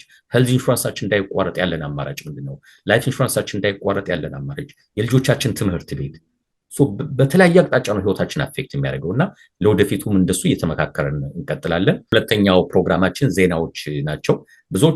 ብዙዎቹ ዜናዎች ያው ከኢኮኖሚ ጋር የተገናኙ ናቸው። አሁን ከዚህ ውጭ ማውራትም ኮንፈርት አይሰጥም ለአብዛኛው ሰው። ትኩረቱ ሚዲያዎችን ብትከፍቻቸው በሙሉ ይሄ ነው የሚወራ። አሁን ስለ ስፖርት፣ ስለ ሙዚቃ የሚወራበት ሳምንት ስላልሆነ ማለት ነው። ከሱ ስንጀምር እንግዲህ ፕሬዚዳንት ትራምፕ ትናንትና ይመስለኛል እሑድ ወይ ቅዳሜ መግለጫ ሰጥተው ነበር። ምንድነው ያሉት? በቃ ይሄ ታሪፉን አንዴ ወስኛለሁ ወደኋላ አልመለስም፣ እንዲያውም እንደ መድኃኒት ወሰዱት ነበር ያሉት። እሳቸው እንዲያውም የኮሶ መድኃኒት ወስደው ስለማያውቁ ነው እንጂ ጥሩ ምሳሌ የሚያደርጉት አባባላቸው እንደ ኮሶ መድኃኒት ነው። በቃ ይመራቸዋል፣ ግን መድኃኒት ነው። አሜሪካ ትፈወሳለች በታሪፍ ብለው ነው የሚያምኑት እሳቸው። ይሄን የወሰኑት በፐርፐዝ ነው፣ ተሳስተው አይደለም፣ በፐርፐዝ ነው። ከ2016 ጀምሮ በቃ ሲያስቡት የነበረው ነገር ነው። አዲስ ድንገት በዚህ ወር ብቅ ያለ አጀንዳ አይደለም። በኋላ እናየዋለን። 2016 ጀምሮ የነበራቸው ሐሳብ ነው። አሜሪካን የማድናት በታሪፍ ነው ብለው ያምናሉ እሳቸው። ለህዝቡ የሚሉት ምንድነው? በቃ ወስኛለሁ። የተለያዩ የዓለም ሀገራት ሲጫወቱብን ነበር፣ ለአመታት ነው በአሜሪካ ሲቀልዱ የከረሙት። ዛሬ ግን ወስኛለሁ፣ በታሪፍ ቀበላቸዋለሁ መልሼ እያሉ ነው ያሉት። የአሜሪካ ህዝብ ለተወሰነ ጊዜ ሊጎዳ ይችላል፣ እንደ መድኃኒት ውሰዱት። ሊመራችሁ ይችላል ለተወሰነ ጊዜ፣ ግን ትድናላችሁ። ታሪፍ ነው መፍትሄው፣ መድኃኒቱ እያሉ ነው ያሉት። ባለፈው ሳምንት እንግዲህ ኤፕሪል 2 4 ፒኤም አካባቢ ነበር ታሪፉን ያወጡት። በሚቀጥለው ቀን ኤፕሪል 3 ላይ የአሜሪካ ኢኮኖሚ $6 ትሪሊዮን ነው የተነነበት። ኤፕሪል 4 ላይ ተጨምሮ በአጠቃላይ ሐሙስና አርብ በአጠቃላይ $10 ትሪሊዮን ነው። ሪታየርመንት አካውንቶች በጣም ተጎድተዋል፣ የጥሮታ ገንዘቦች። ጄፒ ሞርጋን መግለጫ ሰጥቷል። አሜሪካ ወደ ሪሴሽን የመግባት እድሉ አሁን ወደ 60% ከፍ ብሏል። ቶሎ በአንዳንድ ጉዳዮች ላይ ለውጥ ካልመጣ በቀር አቅጣጫችን ወደ ሪሴሽን ነው የሚል መግለጫ አውጥቷል። እንዲሁም አንኤምፕሎይመንት ሬቱን በሚመለከት የአሜሪካ አንኤምፕሎይመንት ሬት አሁን ካለበት 4% ወደ 5.3% ያድጋል ብሎ ገምቷል። ብዙ ሰዎች አሁን በፌደራል መንግስት ብቻ ሳይሆን ሪሴሽን ውስጥ ከገባን ካምፓኒዎቹ በቃ ሰራተኛ ይቀንሳሉ ማለት ነው። በሚቀንሱበት ጊዜ ኢማጂን ላይፋችን ምን ያህል አፌክትድ እንደሚሆንና ይሄ ከመሆኑ በፊት እንዴት መዘጋጀት አለብን የሚለውን በሂደት እንተነትነዋለን። አትሊስት ግን ዜናዎቹ እናያቸው። እንግዲህ በሮቡ መግለጫ ጽዋውን ያልቀመሰ ያለም ሀገር የለም። የማይመለከታቸው 2 ደሴቶች ሁሉ ጽዋው ቀምሳቸዋል፣ የታሪፍ ጽዋ ደርሷቸዋልና አንዳንዶቹ ሪስፖንድ እያደረጉ ነው። መጀመሪያ አውስትራሊያ ነበር ሪስፖንድ ያደረገችው ይመስለኛል የሰማሁት። እኛ በቃ ከአሜሪካ ጋር መጣላት አንፈልግም፣ ምንም አይነት የብቀላ እርምጃ አንወስድም አሜሪካ ላይ፣ ግን ከአሜሪካ ጋር እንነጋገርበታለን ያሉት የአውስትራሊያው ጠቅላይ ሚኒስትር። አርጀንቲናም እንደዛው ከአሜሪካ ጋር አነጋግራለሁ ብላለች። ቻይና ወዲያውኑ መግለጫ ሰጠች። 35% ታሪፍ እጭናለሁ አሜሪካ ላይ ያለች። እሱ ብቻ ሳይሆን አሁን በጣም የሚያስፈራው ቻይና ከየተወራ ያለው ምንድነው የዓለም ትሬድ ኦርጋናይዜሽን አባል ስትሆን የዛሬ 20 ምናምን ዓመት ቻይና እንድትሆን ነበር የተፈለገው በእውነት እና አሜሪካም አውሮፓም እንደምንም ብለውም ያስገቧት አንዱ መንገድ ምንድነው የቻይና ማኑፋክቸሪንግ ሴክተር በስፋት እያደገ ነው፣ ወደ ፐርፌክሽን እየሄደ ነው። የፈለግሽውን ነገር ብትሰጫቸው ወዲያውኑ ኮፒ ያደርጓታል፣ ፐርፌክት አድርገው ኮፒ ያደርጓታል። በዚህ መሰረት የአሜሪካና የአውሮፓ የሐሳቡ ባለቤቶች የአእምሮ መብት ውጤት መብት ባለቤቶች የፓተንት ራይት ያላቸው በዚህ መንገድ ሰርቫይ ማድረግ አይችሉም፣ የፈለግሽውን ብራንድ ኮፒ ስለሚያደርጉት እነሱ። ስለዚህ ቻይና ግን የዓለም ትሬድ ኦርጋናይዜሽን አባል ከሆነች ይሄን ነገር ማድረግ አትችልም። አዋጅ ማውጣት አለባት፣ ይሄን ነገር መቆጣጠር አለባት። የዓለም ትሬድ ኦርጋናይዜሽን ስትወጪ አዋጅሽ በሙሉ ይታያል። የጎደለ ነገር ካለ አዲስ አዋጅ አውጪ ትባያለሽ። ቻይና ያን ነገር ፈረመች ማለት ነው። በቃ ፓተንት ራይትን እቆጣጠራለሁ፣ የትኛውንም ሀገር ፕሮዳክት ማንም የቻይና ካምፓኒ ኮፒ እንዳያደርግ ማለት ነው ያለ ፓተንት ራይቱ ፈቃድ። የአፕልን ስልክ ያለ አፕል ፈቃድ ማምረታችን ማለት ነው። አሁን ግን ቻይና አዳዲስ ወሬ እየተወራ ነው። በቃ ያን ህግ ሰርዘዋለሁ እያለች ነው። ያን ህግ ሰርዘዋለሁ ማለት በቃ የቻይና ካምፓኒዎች የፈለጋችሁትን ዕቃ ማምረት ትችላላችሁ ማለት ነው። ያ ማለት የአውሮፓና የአሜሪካ ትላልቅ ብራንዶች አፍሪካና ኤዥያ ላይ በሴም ፕሮዳክት በርካሽ ዋጋ ይሸጣሉ ማለት ነው። አሜሪካ ምን ማድረግ ትችላለች? ከቻይና ጋር ጦርነት ውስጥ አትገባም። በዚህ ምክንያት በጣም አስቸጋሪ ነው። የአሜሪካ ካምፓኒዎች ሰርቫይቭ አያደርጉም ማለት ነው። ከዛ በኋላ ጨራሽ አሁን ያለውን ዶሚናንስ ይሄ ዓለምን የተቆጣጠሩበትን የኢኮኖሚ ሁኔታ መቀጠል አይችሉም ማለት ነው። እና ይሄ ነገር ገና በቻይና የተወሰነ አይደለም፣ ግን ወሬዎች ካሁኑ ተነስተዋል። ቻይና ወደዛ እየሄደች ነው። 35% ታሪፍ ግን አሜሪካ ላይ ጭናለሁ ብላ ወዲያውኑ መግለጫ ነው ያወጣችው። በተለይ የትራምፕ ደጋፊዎች በዋናነት እንደሚታወቀው ሪፐብሊካኖች ናቸው። ከሪፐብሊካን ደግሞ ነጮች ሆነው ገበሬዎች ናቸው በብዛት ገጠር ውስጥ ሰበርበን የሚኖሩ ገጠር ውስጥ ያሉት በሙሉ የትራምፕ ደጋፊዎች ናቸው። እነሱን ለመበቀል በሚመስል መንገድ የእርሻ ውጤቶች ላይ ነው ትልቁ ብቀላ። አሜሪካ እንዳይገቡ ሁሉ አድርጋለሁ፣ ምንም ነገር የእርሻ ውጤት ከአሜሪካ እንዳይገባ አድርጋለሁ ሁሉ እያለች ነው። ያ ፕሬዠር በትራምፕ ላይ ለማሳደር በፕሬዚዳንቱ ትራምፕ ላይ ለማሳደር ነው። ካናዳ እንደሚታወቀው የራሷን ታሪፍ እጭናለሁ ብላለች ቆይታለች። አውሮፓ ዛሬ ላይ ስብሰባ አላቸው ሰኞ። የአውሮፓ ፋይናንስ ሚኒስትሮች አሜሪካ የጫነችባቸው 20% ታሪፍ ነው። በአውሮፓ 27 ሀገራት ናቸው የአውሮፓ ዩሮፒያን ዩኒየን አባላት። በእነሱ ኢኮኖሚ ላይ ምን አይነት ተጽዕኖ ላይ ሳድር እንደሚችል ዛሬ ሚቲንግ አላቸው። ፋይናል ድምፅ የሚሰጡት ግን ሮብ ነው የሚሰጡት። ቤዝድ ኦን ዳት እናያለን እንግዲህ እንዴት ሪስፖንድ እንደሚያደርጉ። ከሶፋር አውሮፓ ላይ ብረት፣ አልሙኒየም እና መኪና ከአውሮፓ የሚመጡ ወደ አሜሪካ 25% ታሪፍ ነበር የተጫነባቸው። ከዛ ውጭ ያሉት ፕሮዳክቶች በሙሉ ግን ባለፈው ሳምንት ፕሬዚዳንት ትራምፕ እንዳስታወቁት በሌሎች ፕሮዳክቶች በሙሉ 20% ታሪፍ ይጭናሉ ተብሏል። በአጠቃላይ 532 ቢሊዮን ዋጋ ያላቸው የአውሮፓ ምርቶች ላይ ነው ታሪፍ ይጫናል የተባለው። በአሜሪካ ከሚገቡት ውስጥ ከአውሮፓ 70% ያህሉ የሚያካትት ነው። አንዳንዶቹ ላይ ገና አልታወቀም። ለምሳሌ መድኃኒት፣ ፋርማሲውቲካል ፕሮዳክት መድኃኒቶች ላይ አሜሪካ ገና አልወሰነችም። ከአውሮፓ የሚመጣ ከሌላም ሀገር ታሪፍ ይጭናል ብላ አልወሰነችም። እሱ ሁሉ ከተጨመረ ሜይቢ እንግዲህ ሁሉም ከአውሮፓ የሚመጣ እቃ ማንኛውም እቃ እንግዲህ በመርከብ ተጭኖ ሲመጣ ሰርቲፊኬት ኦፍ ኦሪጂን ይባላል። እቃው ከየት እንደመጣ ቻምበር ኦፍ ኮሜርስ ስታምፕ ላይ ያደርግበት ይችላል የዛ ሀገር። ከዛ ሀገር ኦሪጂኔት መደረጉ ከታወቀ ልክ አሜሪካ ፖርት ላይ ሲገባ ወዲያውኑ ያ ታሪፍ ይጫንበታል። ተጨማሪ ማለት ነው። እቃው ላይ ከሚከፍለው ታክስ በተጨማሪ ታሪፉ ይጫንበታል ማለት ነው። አውሮፓም እንግዲህ በአሜሪካ ላይ የራሳችን ብቀላ እንወስዳለን ብለዋል። በተለይ በጣም ፕሬዚዳንት ትራምፕን ያናደዳቸው በርበን የሚባል ውስኪ አለ፣ የአሜሪካ ውስኪ። አውሮፓ ምንድን ነው የምትለው 50% ታሪፍ ይጭናለሁ በዚህ ውስኪ ላይ ብላለች። ያ ማለት ከነ ጣሊያን ከነ ፈረንሳይ ፕሮዳክቶች መጠጦች ጋር መወዳደር አይችልም የአሜሪካ ማለት ነው። ፕሬዚዳንት ትራምፕ ተናደዋል። በርበን ውስኪ ላይ ታሪፍ የምትጭኑ ከሆነ እኔ ደግሞ 200% አደርገዋለሁ የኛን ታሪፍ ብለዋልና በቃ የትሬድ ጦርነት ማለት እኮ ይሄ ነው። በመግለጫ ነው በቃ እርስ በርስ የሚደባደቡት። ግን ያው ታች ያለ ነው እኛ ዝሆኑ ሲራገጥ ሳሩ አይደለም የሚደቀው፣ እንደዛ ሆነናል ነው ነገሩ። ታይዋን 0% ታሪፍ ነው ከዚህ በኋላ አሜሪካ ላይ ምንም ታሪፍ አይኖርኝም ብላለች። እስራኤል ላይ 17% ታሪፍ ነበር የተጫነባት። የእስራኤሉ ጠቅላይ ሚኒስትር ኔታንያሁ ዛሬ አሜሪካ ገብተዋል በዚህ ጉዳይ ላይ ለመነጋገር ማለት ነው፣ ወይም ተጠርተዋል ወደ አሜሪካ እንዲመጡ ለመነጋገር ኔጎሽት እያደረጉ ነው። ህንድ አይ ቲንክ 26% ነው መሰለኝ ህንድ ላይ የተጫነባት ታሪፍ አልበቀልም ብላለች። እንደ ቻይና ግን ከአሜሪካ ጋር እነጋገርበታለሁ ብላለች። ጣሊያን 20% ነው የተጫነባት። እኔ አሜሪካ ላይ መልሼ ታሪፍ የመጫን አቅም የለኝም፣ ግን የራሴን ካምፓኒዎች ፕሮቴክት ማድረግበት ስትራቴጂ ነድፋለሁ ብላለች። ሜይ ቢ ተጨማሪ ብድር ኢንጀክት በማድረግ ካምፓኒዎቹ ሰርቫይቭ እንዲያደርጉ ፕሮዳክታቸው ኮምፒት እንዲያደርግ እድል ልሰጣቸው ትችላለች። የአሜሪካ ትሬጀሪ ሴክሬታሪ ስካት ቤሴት የሚባሉት በ50 የዓለም ሀገራት ካሁኑ ለአሜሪካ ደብዳቤ ልከዋል። በቃ እንነጋገር ብለው ማለት ነው። ምክንያቱም በጣም አስጨናቂ ነው። ከአሜሪካ ጋር ፋይት አድርገሽ አትችይውም። ኢኮኖሚውን ስትፈልግ ደግሞ የጦር መርከብ ትልክብሻለች። ከፈለጉ እሳቸው ምንም ችግር የለባቸው። ጋርሺያ የምትባል አይላንድ አለች። የጦር መርከብ የአሜሪካ የጦር አውሮፕላኖች ያሉበት ደሴት ናት። ሰው የሚኖርባት አይመስለኝም። ባለፈው ሳምንት አንስተነው ነበር። በኢራን ጋር አሜሪካ ኢራንን በቦምብ ደበድባለው አዲሱን የኒውክሌር ቦምብ ዲል ካልተቀበለች በሚል ወደ 5 ኒውክሌር ቦምብ የሚሸከሙ አውሮፕላኖች ያረፈበት አይላንድ ደሴት ናት እና የአሜሪካ ጦር ኃይል ያለበት ደሴት ናት። እሷም አልተረፈችም፣ 10% ተጭኖባታል እና ሰው ግራ ተጋባ። ከዛ ወደ አሜሪካ የሚመጣ ምንም ነገር የለም። ወታደርና የወታደር ቤተሰብ ብቻ ነው የሚኖረውና ወታደሮቹ ነው ታሪፍ የተጫነባቸው ወይስ ምንድነው? እና ትናንትና የትኛው ዜና ላይ እንደሆነ አላውቅም፣ የኮሜርስ ሴክሬታሪ አሜሪካ እየተጠየቁ ነበር። እንዴት እንደዚህ አይነት ማይነር ስህተት ትሰራላችሁ?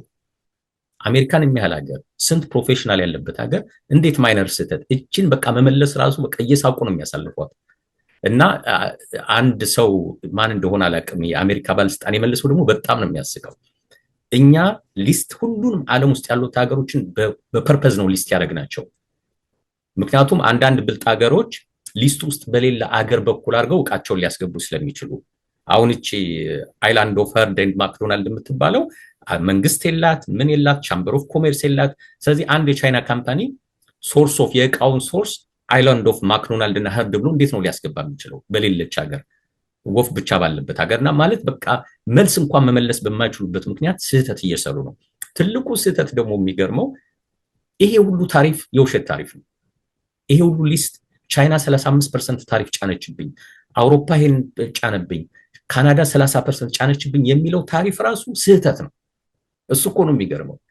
አሜሪካ የኖቤል ኢኮኖሚክስ ፊዚክስ ተሸላሚዎች በቃ የተቆጣጠሩት የአሜሪካ ዩኒቨርሲቲዎች ናቸው። ይሄ ሁሉ ምሁር ባለበት ሀገር የታሪፍ ካልኩሌሽን እንዴት ይሳሳታሉ? ይሄን የታሪፍ ካልኩሌሽን ያገኙት ቻት ጂፒቲ ላይ ገብተው ነው ያገኙት። እንዴት ነው ታሪፍ ካልኩሌት የምናደርግ ብለው ማለት ነው። አይ ዶንት ኖ ለምን እዛ ውስጥ እንደገቡ። እዛ ላይ ገብተሽ ብታዩ የሚሰጠሽ ታሪፍ ካልኩሌሽን ምንድን ነው? በአሜሪካ የሰራቸው ሂሳብ በአሜሪካ ወደ ሆነ ሀገር በምትልከውና ከዛ ሀገር በምትቀበለው መካከል ልዩነት ካለ ዴፊሲት አለ ማለት ነው። ዴፊሲቱ ፖዚቲቭ ከሆነ አሜሪካ ተጠቃሚ ናት። ዴፊሲቱ ኔጌቲቭ ከሆነ አሜሪካ ብዙ ዶላር እየከፈለች ነው። ሚስተር ትራምፕን ያናደዳቸው በብዙ ሀገራት አሜሪካ ኔጌቲቭ ዴፊሲት አላት፣ በቃ እየተበደልን ነው ለብዙ ዓመት ያሉት ኔጌቲቭ ስለሆነ ነው። ስለዚህ ምንድነው የተደረገው? አሜሪካ ኢምፖርት በምታደርገውና ኤክስፖርት በምታደርገው መካከል ያለውን ዴፊሲት ለአጠቃላይ ኢምፖርቱ ሲያካፍሉት የሚገኘውን ፐርሰንቴጅ ታሪፍ ብለው ወሰዱት። ታሪፍ ግን እሱ አይደለም። ይሄ የኢምፖርት ኤክስፖርት ልዩነት ካልኩሌት የሚደረግበት መንገድ ነው እንጂ ታሪፍ ማለት ሆም ብለሽ አንድ የሆነች መንግስት ወይም አገር ላይ ታርጌት አድርገሽ ለሁሉም እቃዎች 10% ጭንና ከዚህ ሀገር ከመጣ ግን ተጨማሪ 20% ጭናለሁ ካልሽ ነው ታሪፍ ማለት። አሁን ችግሩ ምንድን ነው? የፈለግሽውን የዓለም አገር ዝርዝር ብታወጪ አሜሪካ ላይ ተጨማሪ 5%፣ 1%፣ 20% ይጭናሉ ያለ ሀገር አታገኙ። ከየት አመጡት ይሄን ፐርሰንቴጅ ሲባል እችን ቻት ጂፒቲ ላይ ገብተው ነው ያገኟት። እና ቅዳሜና እሑድ የነበረው ኢንተርቪው የትራምፕ ባለስልጣናት ይሄን ዲፌንድ ለማድረግ የሄዱበት ርቀት በጣም ነው የሚያስቀው። ለምሳሌ ቦትስዋና ነው ሶያት። ቦትስዋና በጣም ደሃ የአፍሪካ ሀገር ናት። ለአሜሪካ ዲያመንድ ታቀርባለች።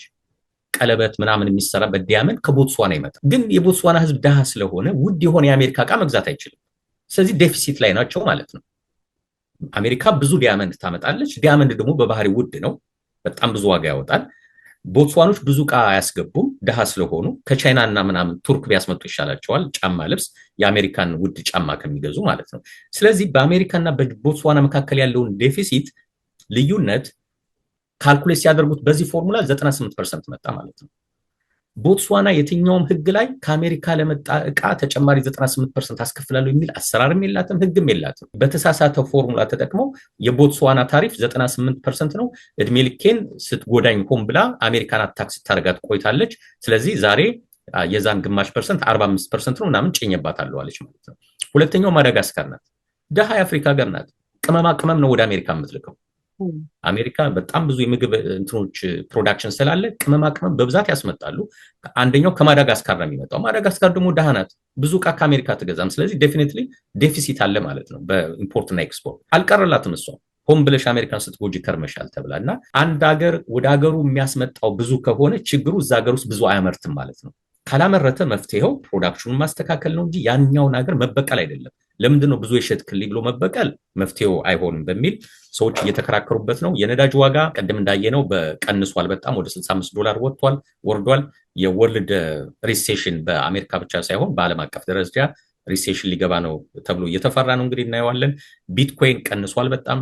ፕሬዚዳንት ትራምፕ ሲመጡ በአንዴ ወደ $100 ምናምን ሺህ ገብቶ ነበር በአንድ ኮይን። አሁን 78 ሺህ ይመስለኛል ያለው። ዛሬ ምናልባት ትንሽ ከፍ ሳይል አይቀርም። ክሪፕቶ ከረንሲ ያው በባህሪው አስቸጋሪ ከረንሲ ነው። በዚሁ አጋጣሚ መናገር የሚቻለው ማንም ሰው ክሪፕቶ ከረንሲ ፕሪንት ማድረግ ይችላል፣ ኮይኑን መስራት ይችላል። ሰዎች ፌክ ክሪፕቶ ከረንሲ እየሸጡ ሰዎችን ለማሳመን ይሞክራሉ። ይብን ለኢትዮጵያና ኤርትራውያን ማለት ነው። እዚህ ገንዘብ ላይ ኢንቨስት ብታደርግ በአንድ ሀብታም ትሆናለህ ምናምን ይላሉና እንደሱ አይነት ጥንቃቄ ቢደረግ ጥሩ ነው። ዋናው በዓለም አቀፍ ደረጃ የሚታወቀው ቢትኮይን እንኳን እንደዚህ እየተንገዳገደ ነው። ብዙ ገንዘብ ሉዝ እየተደረገበት ነው። በቢትኮይን እና በአጠቃላይ በክሪፕቶ ከረንሲ በአጭር ጊዜ ሀብታም እሆናለሁ ብሎ የሚያስቡ ሰዎች ካሉ ቢጠነቀቁ ጥሩ ነው። በገንዘብ ደረጃ የስዊስ ፍራንክ ቫሉዋቸው ጨምሮላቸዋል። ዶላር ግን ዋጋው ቀንሷል። ዩዥዋሊ አንድ ሀገር ታሪፍ ሲጭን የዛ ሀገር ከረንሲ ዋጋ እየጨመረ ይሄዳል። የአሜሪካ ግን የምናየው ምንድነው ታሪፉን ጭና የዶላር ቫሉ ግን እየቀነሰባት ነው። ስለዚህ አንድ ኢኮኖሚክሱ ላይ የተፋለሰ ነገር አለ ማለት ነው። ቶዮታ ካምፓኒ የኤሌክትሪክ መኪና በስፋት ሊያመርት ነው። በ2027 $1 ትሪሊየን ዋጋ ያላቸው አመርታለሁ ብሏል። ምንድነው በሚቀጥለው ሳምንት የሚመጣው የሚለውን ትንሽ ላቅርበውና ጨርሷለሁ ዜናውን። እንግዲህ ዛሬ ፌደራል ሪዘርቭ ላይክ የአሜሪካ ማዕከላዊ ባንክ የሚባለው ነው 11 ተኩል ላይ ስብሰባ አላቸው። ውጤቱን ከሰዓት በኋላ እናየዋለን። ሁለተኛው ሮብ ይመስለኛል ሲፒአይ ይታወቃል። የኮንሱመር ፕራይስ ኢንዴክስ የሚባለው በአጠቃላይ ባለፈው ወር ውስጥ ደንበኞች የከፈሉት ዋጋ ኢንፍሌሽኑ የዋጋ ንረት እንዳለና እንደሌለ የሚታይበት ውጤቱ ሮብ ዕለት ይታወቃል። አሁን እንግዲህ ኤፕሪል 7 ውስጥ ነው ያለነው። ስለዚህ የማርችን ውጤት ይነግሩናል ማለት ነው። ፒፒአይ አርብ ዕለት ይታወቃል። ፒፒአይ ማለት ፕሮዲውሰር ፕራይስ ኢንዴክስ ማለት ነው። ይሄ ደግሞ ማርች ላይ ፕሮዲውሰርስ ወይም አምራቾች የገዙት ጥሬ ዕቃ ዋጋው ጨምሯል ወይስ አልጨመረም ነው። ኮንሱመሮቹ ያለቀ ምርት የገዙት ነው። ፕሮዲውሰሮቹ ደግሞ ዛሬ ከገዙ ከ3 ወር እና ከ4 ወር በኋላ ያ ነገር ተመርቶ ገበያ ላይ ሲወጣ የሚታየውን ዋጋ ኢንዲኬት ያደርጋል ማለት ነው። የባለፈው ወር ፕሮዲውሰሮቹ ብዙ ዋጋ ከፍለው ከሆነ ለተመሳሳይ ነገር ያን ነገር ዛሬ ኦርደር ቢያደርጉትም ከ3 ወር ከ2 ወር በኋላ እቃው ተጭኖ አሜሪካ ይገባላቸዋል። ያን ተጠቅመው ካመረቱ በኋላ መልሰው ገበያ ላይ ያወጡታል። የዛሬ 3 ወር እና 4 ወር እቃው ሲወጣ ዋጋው ጨምሮ ይጠብቅሻል፣ ኢንፍሌሽኑ ይመጣል ማለት ነው። ስለዚህ ካሁኑ እንድትዘጋጅበት እንደዚህ ይነግሩሻል እነሱ። ፕሮዲውሰር ፕራይስ ኢንዴክስ አርብ ዕለት ነው መግለጫው የሚወጣው። የሚቀጥለው ሳምንት ስንገናኝ የኮንሱመሩና የፕሮዲውሰሩን ፕራይስ ኢንዴክሶች አንስተን ይሄ ምን ይጠቁማል የሚለውን እንመካከርበታለን። ትራምፕን በሚመለከት 2 አማራጭ ነው ያላቸው ፕሬዚዳንቱ። አንደኛው በታሪፉ መጽናት ነው። ትናንትና ተናግረዋል፣ ምንም ሐሳቤን አልቀይርም ብለዋል። ዛሬ ጠዋት ግን ትንሽ መለሳለስ ታይቷል። ከጸኑ በሐሳባቸው ምን ይሆናል? ዴፊኒትሊ ኢንፍሌሽኑ ይጨምራል፣ የዋጋ ንረት ውስጥ እንገባለን፣ ሪሴሽን ውስጥ እንገባለን። ይሄን እንግዲህ በሚቀጥለው ሳምንት የበለጠ እያፍታታ ነው። ሪሴሽን ውስጥ ስንገባ እንዴት ነው የምንጎዳው፣ መፍትሄው ምንድነው የሚሉትን ስትራቴጂዎች እንመካከርበታለን። ይሄ ደግሞ በአሜሪካ ብቻ ሳይሆን በዓለም አቀፍ ደረጃ ነው። አውሮፓም አፍሪካም እያንዳንዱ የአፍሪካ ሀገር አብዛኛዎቹ 10% ተጭኖባቸዋል። ይሄ በአጓ በሚባለው እንኳን በነፃ አሜሪካ እንዲያስገቡ ያለ ታክስ የተፈቀደላቸው ሀገራት በሙሉ 10% ይከፍላሉ ማለት ነው። ሁሉንም የሚነካ ውሳኔ ስለሆነ በጣም አሳሳቢና አስጨናቂ ነው። ሌላው የሚያስፈራው የአሜሪካ ማርኬት ወደ ቢር ማርኬት ሊገባ ይችላል ይባላል። ማርኬቶች በሁለት ነው የሚከፈሉት፣ ቡል እና ቢር ይባላሉ። ቡል የሚባለው በተከታታይ በ20% የሚያድግ ከሆነ ስቶኩ ቡል ማርኬት ገባ። ላለፉት ብዙ ዓመታት ሜይ ቢ የኮቪዱ ጊዜ ቀንሶ ካልሆነ በቀር ለረጅም ዓመታት ቡል ማርኬት ነበር። ሁሌ ኢኮኖሚ ሲያድግ ነው የምታየው። ስቶክ ማርኬቱ ያው የእሱ ሪፍሌክሽን ነጸብራቅ ስለሆነ ማለት ነው። ለመጀመሪያ ጊዜ ግን አሁን በትራምፕ ጊዜ ቢር ማርኬት ውስጥ መግባታችን አይቀርም የሚል ፍርሃት አለ። 2018 ትራምፕም እያሉ ቢር ውስጥ ገብተን ነበር። ኢኮኖሚ በጣም ስቶኩ ወድቆ ነበር። አሁን ደግሞ በሳቸው ዘመን እንደገና ልንገባ ነው ማለት። ከዚህ ውጭ ያላቸው አማራጭ ምንድነው? ሆልድ ማድረግ ነው፣ ፖዝ ማድረግ ነው። ዛሬ ጠዋት ትንሽ ኢንዲኬት አድርገዋል። እኔ በአጋጣሚ ይሄን ትናንት ነበር የተዘጋጀውበት እንደዚህ ጨክነው ስለነበር እሳቸው በቃ አልሰማችሁም ስላሉ ማለት ነው። ዛሬ ጠዋት ግን ትንሽ መለሳለስ አሳይተዋል። ሆልድ ካረጉት አትሊስት ስቶክ ማርኬቱም የመረጋጋት ነገር ሊያሳይ ይችላል። ዋናው ግን አሁን የፕሬዚዳንት ትራምፕ አጀንዳ ሁለት ነው እኔ የታዘብኩት።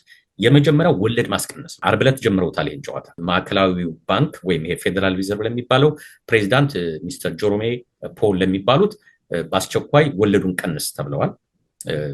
እንግዲህ ችግሩ እንደልባቸው ከስልጣን ማስነሳት አይችሉም። እነዚህ ሰውዬ መድፈር ይችላሉ። አንዳንድ ቦታ እንደሚያደርጉት በቃ ከዛሬ ጀምሮ እንዳትገባ ቢሮ ማለት ይችላሉ። ግን እሳቸው ከፈለጉ ከሱፕሪም ኮርት ሄደው ወደ ስልጣናቸው መመለስ ይችላሉ። ከኤክስኪዩቲቭ እንትኑ ከፕሬዚዳንቱ ስልጣን ውጭ ስለሆነ ማለት ነው። ስለዚህ ካሁኑ ግን እሳቸው በቃ ነክሰው ይዘዋቸዋል። በቃ ወለዱን ቀንስ ብለዋቸዋል። ሁለተኛ የትራምፕ አጀንዳ ታክስ መቀነስ ነው። የአሜሪካ ኮርፖሬት ታክስ ወደ 21% ነው። አሁን ወደ 15% በቃ ሀብታሞቹ የሚጠቀሙበትን ስራ እየሰሩ ነው። እና ሰው እንደዚህ በስቶክ ማርኬት በሚዋገብበት ጊዜ ሴናተሮች አካባቢ ያለው ትሬንድ ምንድን ነው? ቢል እያዘጋጁ ነው፣ አዋጅ ማለት ነው። እንትኑን ታክሱን ለመቀነስ ስቲል ሀብታሞቹ ተጠቃሚ እንዲሆኑ ለማለት ነው። እሱን ደግሞ እናያቸዋለን። ሪፐብሊካኖች በአጠቃላይ የቢዝነስ ሰዎች ናቸው፣ በጣም ጎበዞች ናቸው። ግን አንዳንዴ ደግሞ እንደዚህ አይነት ባህሪዎች ይታይባቸዋል፣ የራሳቸውን ቤኔፊት ማክሲማይዝ ማድረግ ማለት ነው። እንዲያው ለመጨረሻ ለማጠናቀቅ ችኛዋን ፕሮግራም ባለፈው ስለ ስደተኞች አውርተን ነበር። ወደ ኤልሳልቫዶር የተባረሩ ስደተኞች ነበሩ። ከዛ ውስጥ አንዱ የሜሪላንድ ስደተኛ ነበር። የሜሪላንድ ፍርድ ቤት ዲስትሪክት ኮርት ዩኤስ ዲስትሪክት ኮርት ዳኛ በአስቸኳይ ከቬኔዙዌላ እንዲመለስ ነው ከኤልሳልቫዶር እንዲመለስ ብለው አዘዋል። የጀስቲስ ዲፓርትመንት የአሜሪካ እንግዲህ የፍትህ ሚኒስትር ማለት ነው ስህተት ሰርተናል ይቅርታ እንጠይቃለን ብሏል። ሰውየው መባረር አልነበረበትም። እዛ ግን ያው ፀጉሩን ላጭተው አስገብተውታል። እንዳየናቸው ከአውሮፕላን ሲወርዱ አጣድፈውን ያስገባቸው። ሰውየው ምንም ወንጀል የለውም፣ ምንም ያጠፋው ጥፋት የለም። መንገድ ዳር ያዙት፣ ወይ የሆነ ታቶ አለበት፣ ወይ አክሰንቱን ሲያዩት የስፓኒሽ አክሰንት አለው። በጣም አስቸጋሪ ነው እውነቱን ለመናገር። ስለዚህ ትልቁ ነገር ደግሞ ምንድነው አንዶክመንትድ የሆኑ ሰዎች መንገድ ላይ ሲያዙ ዲው ፕሮሰስ የሚባል አለ በአሜሪካ። ለአንዶክመንትድ የሆነ ሰው መጀመሪያም ህገወጥ ስለሆናችሁ ዲው ፕሮሰስ የሚለው ህግ ለእናንተ አይሰራም የሚል ነገር ጀምረዋል። ግን ያ አንዶክመንትድ የሆነው ሰው አስረሽው እስቲ ማስረጃ አምጣ፣ ወንጀል ተሰርተ ከሆነ እንመርምር፣ በእርግጥ ዜጋ ነው ወይስ አይደለም፣ ግሪን ካርድ አለ የሚለው ዲው ፕሮሰስ ውስጥ ካላለፍሽ በቀር ዝም ብለሽ መንገድ ዳር ይዘሽው ሄደሽ አውሮፕላን ላይ ከጫንሽው በቃ ለዛ ፖሊስ መብት ሰተሽዋል ማለት ነው። እንዲያውም ኮራፕትድ ከሆኑ ፖሊሶቹ ከፈለጉ ስፓኒሾችን ሄደው በቃ $10 ካልሰጠኸኝ ወስዳለሁ ይልሻል። ዲው ፕሮሰስ የሚባል የለም። በቃ አንተን ፍርድ ቤት ወይ ወስደን ወይ የሆነ ፖሊስ ጣቢያ ያስገብተን ፓስፖርትን ሁሉ ቼክ ማድረግ በቃ አንፈልግም፣ በቃ ጠርጥሬሃለሁ፣ አንተ ወንጀለኛ ነህ ጠርጥሬሃለሁ ብለው ቀጥታ ኤልሳልቫዶር ሊልክሽ ይችላል ማለት። ቬኔዙዌላ አንድ የአትሌት እግር ኳስ ተጫዋች መሰለኝ ነው አንዱ ወደዛም በዛ መንገድ የተሸኘው። ስለዚህ የሜሪላንድ ፍርድ ቤት ግን በአስቸኳይ መልሱት አለ። የጀስቲስ ዲፓርትመንት በእርግጥ ግለሰቡን በሚመለከት ስህተት ሰርተናል፣ ምንም ያጠፋው ወንጀል የለም፣ መባረርም አልነበረበትም፣ ግን ኢትስ ቱ ሌት አሉ። በቃ መመለስ አንችልም ከዚህ በኋላ ብለዋል። እንግዲህ ሰውየው እስር ቤት ውስጥ ነው ያለው። እስር ቤቱ ደግሞ በጣም መጥፎ ነው ተብሏል።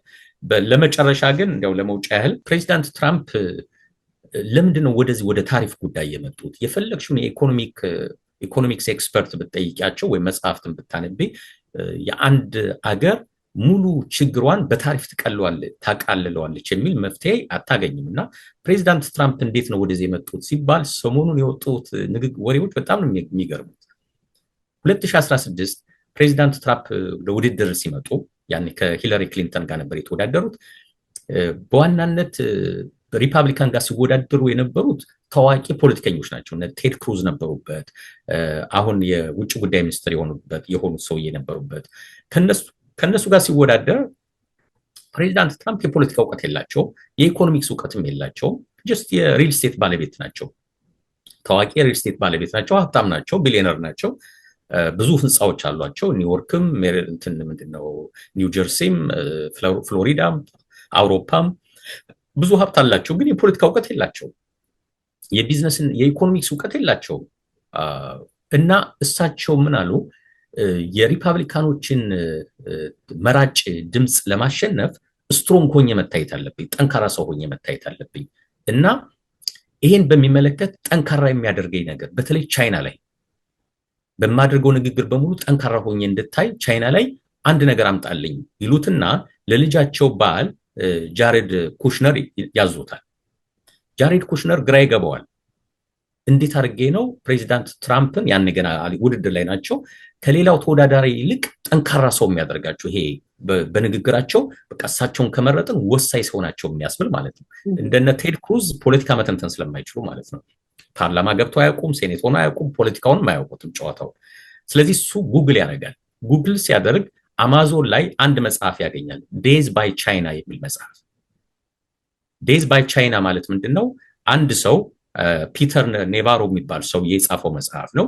ቻይናን እንዴት አድርጎ ኢኮኖሚካሊ ማድቀቅ እንደሚቻል በታሪፍ ነው። ታሪፍን በመጠቀም ቻይናን ከዓለም ማርኬት እንዴት አድርጎ በቃ መግደል እንደሚቻል ማድቀቅ እንደሚቻል የጻፈው አሜሪካዊ ሰውዬ ነው። ከዛ ይሄን መጽሐፍ ገዛው ከአማዞን ገዛውና ሰጣቸው ለፕሬዚዳንት ትራምፕ። በቃ ይሄ ነው መፍትሄው አሉ። በቃ ቻይና ላይ አቋሜን የማሳየው ቻይናን አጥፋታለሁ፣ ቻይናን ማጥፋት በታሪፍ ነው ብለው በዛች መጽሐፍ አቋም ያዙ ማለት ነው። ኒውዮርክ ታይምስ እንዳወጣው ፒተር ነቫሮ የሚባለው ጸሐፊ ኢንቨንት ምን አደረገ? ይሄን መጽሐፍ ጻፈ። ይሄን መጽሐፍ ሲጽፍ ግን ብዙ ጊዜ የሚጠቅሰው ኤክስፐርት ብሎ የሚጠቅሰው አንድ ሰው አለ መጽሐፉ ላይ። ይሄ የሚጠቅሰው ሰውዬ እዚህ ጋር የሚታየው ራን ቫራ የሚባል ሰው ነው የሚጠቅሰው።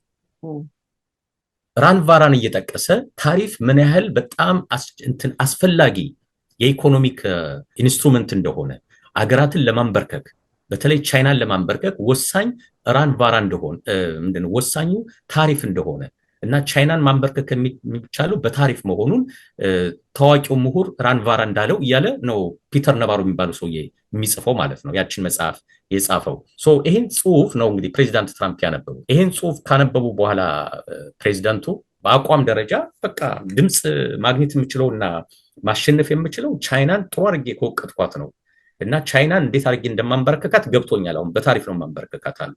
አሁን ኒውዮርክ ታይምስ ግን ይዞ የወጣው ሰውዬ ምንድነው? ይሄ ምሁር እየተባለ ጸሐፊው ይታወቃል፣ ደራሲው ፒተር ነቫራ ይባላል። አሁን የፕሬዚዳንት ትራምፕ ስፔሻል አማካሪ ነው። ይሄን ታሪፍ የሚመክራቸው እሱ ነው። ያኔ አስተዋውቁኛሉ፣ ይሄን ደራሲውን አስተዋውቁኛሉ። ተዋወቁ። የትራምፕ ስልጣን ላይ ሲወጡ የትራምፕ ስፔሻል አድቫይዘር ሆኖ ያኔ ገቡ ማለት ነው። ከዛ ጊዜ ጀምሮ ታሪፍን ለመጫን ብዙ ሙከራ ተደርጓል። ብዙም ሳይሳካላቸው ነው የመጀመሪያውን ተርም የጨረሱት ማለት ነው።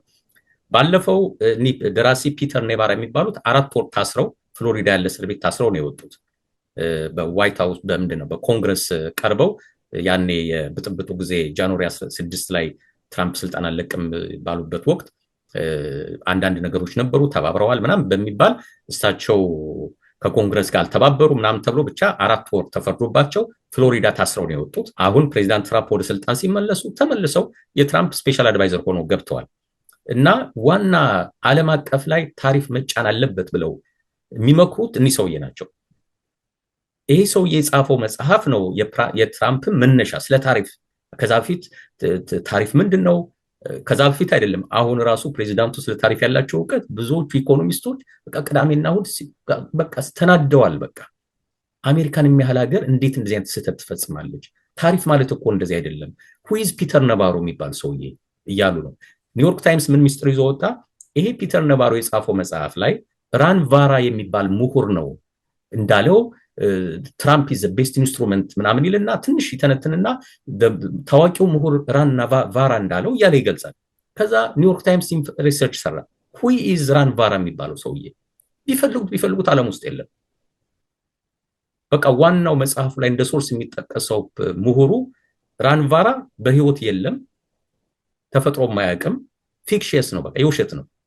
እና ይሄ ፒተር ናቫራ የሚባለው ሰውዬ ላስት ኔሙ ናቫራ ነው።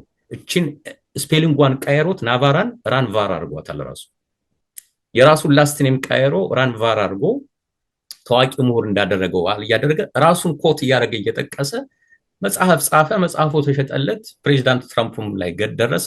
በቃ አሁን እሳቸው ለዓለም መፍትሄ ዓለምን ለማንበርከክ ለመበቀል ታሪፍ ነው መፍትሄው ብለው ካልተፈጠረው ሰውዬ ራን ቫራ ላይ ነው እየተጠቀሰ እንግዲህ አሜሪካ ችግር ውስጥ የገባችው ማለት ነው። እዚህ ላይ ደርሰናል። እንግዲህ ራን ቫራ አሁንም እየተፈለጉ ነው፣ አልተገኙም። በጣም የሚገርም አይነት ዜና ነው ይዘህልን የመጣኸው። ጥሩ ቆይታ ነበረንም።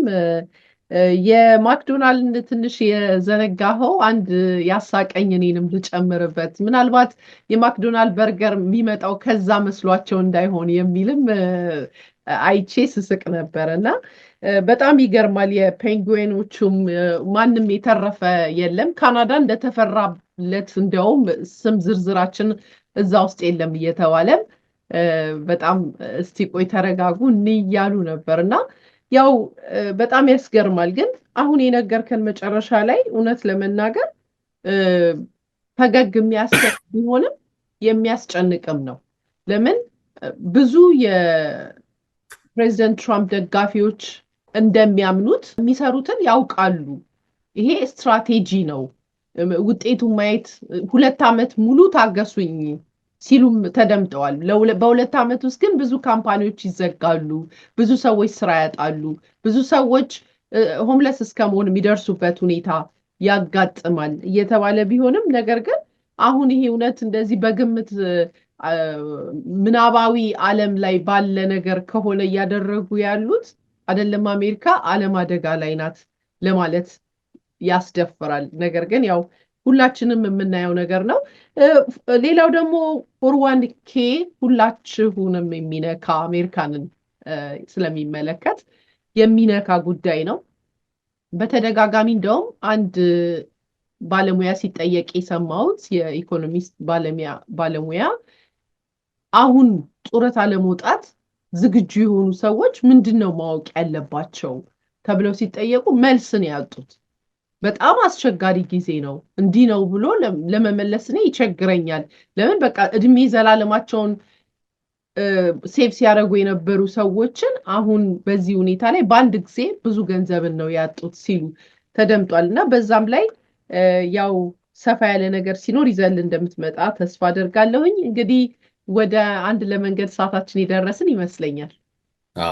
ትክክል ነው እንዳልሽው። ምናልባት የሚቀጥለው ሳምንት የምናወራው ይሄ ነገር ተስተካክሎ እሳቸው እንዳሉትም ታሪፉን ለጊዜ ሆልድ ካረጉት ለ90 ቀን ነገሮች ተመልሰው ሊስተካከሉ ስለሚችል ሰውንም እንዲህ ፍርሃት ውስጥ ማስገባት ማስጨነቅ ላይ ያስፈልግ ይችላል።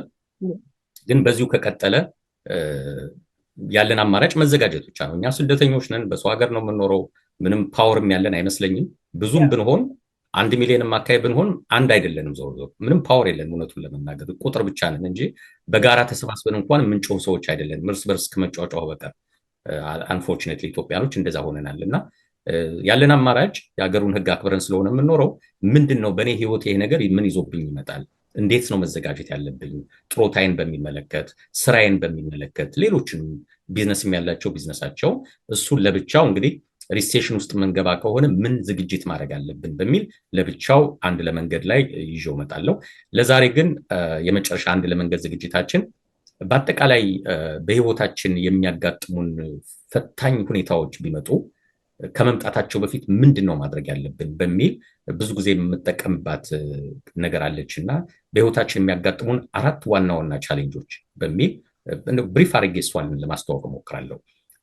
በሚያሳዝን ሁኔታ ትናንት የሰማሁት ሜሪላንድ አካባቢ ሞት አንድ ሰው አለ። ጎፈንድሚ እየተለመነለት ነው። አሁን ጎፈንድሚ በቃ የኛ ሀገር ሰዎች መገለጫ እየሆነ መጥተዋል። የሚያሳዝነው ደግሞ ቲፎዞ ካለሽ ቶሎ ገንዘቡ ይሰበሰብልሻል። ቲፎዞ ከሌለሽ በጣም አስቸጋሪ ነው። ይሄን ያነሳሁት ለምንድን ነው? በህይወታችን ከሚያጋጥሙ ቻሌንጆች የመጀመሪያው ሾርት ላይፍ ይባላል። ሾርት ላይፍ ፕሪማቹር ዴዝ ማለት ነው። እድሜው 80 ዓመት 90 ዓመት የሆነ ሰው ሾርት ላይፍ አይደለም።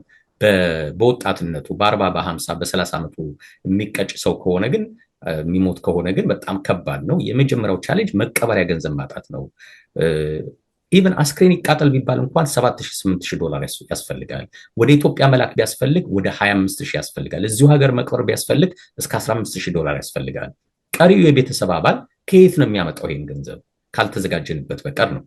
ሁለተኛ በዛም በዚህም በጎፈንድሚም በምንም ለምነን አስለምነን ቤተክርስቲያን ይለምናል፣ በየሱቁ ሳጥን ይቀመጣል። በጣም ከባድ ነው። እድሮች በየቦታው አሉ፣ ግን የእድሩ ገንዘብ ራሱ አይበቃም። ሰዎች ራሱ እየተማረሩ ነው። የእድሩ ገንዘብ አይበቃም፣ ግን ሁሉም በየቤተሰቡ አይ ቲንክ በቤተሰብ አባል 20 ብር ታዋጫለሽ። አሜሪካ በየቦታው እድሮች አበሾች እያቋቋሙ ነው። ጥሩ ነው፣ ግን የእድሩ ገንዘብ አይበቃም። የሚሞቱት ሰዎች ቁጥር ሲጨምሩ ገንዘቡን እየተሸረሸረ ይሄዳል። እና መፍትሄዎቹ ምንድን ነው የሚለው ላይ ብናተኩር በእኔ ግምት አንደኛው መፍትሄ ቢያንስ ተርም ኢንሹራንስ የምትባላለች፣ ሁለተኛ ደግሞ የቀብር ኢንሹራንስ የምትባላለች። የቀብር ኢንሹራንስ ለመግባት 10 ብር ነው ምናምን ነው በወር የሚከፈለው። እሱን ከፍሎ ገብቶ ቤተሰብን ከውርደት ማዳን ይሻል ይመስለኛል። እነሱ አስክሬን አስቀምጠው ለአስክሬን መላኪያ ገንዘብ ከሚሰበስቡ ማለት ነው የቤተሰብ አባሎቻችን። ሁለተኛው በህይወታችን የሚያጋጥመን ደግሞ ሃርድ ላይፍ ይባላል።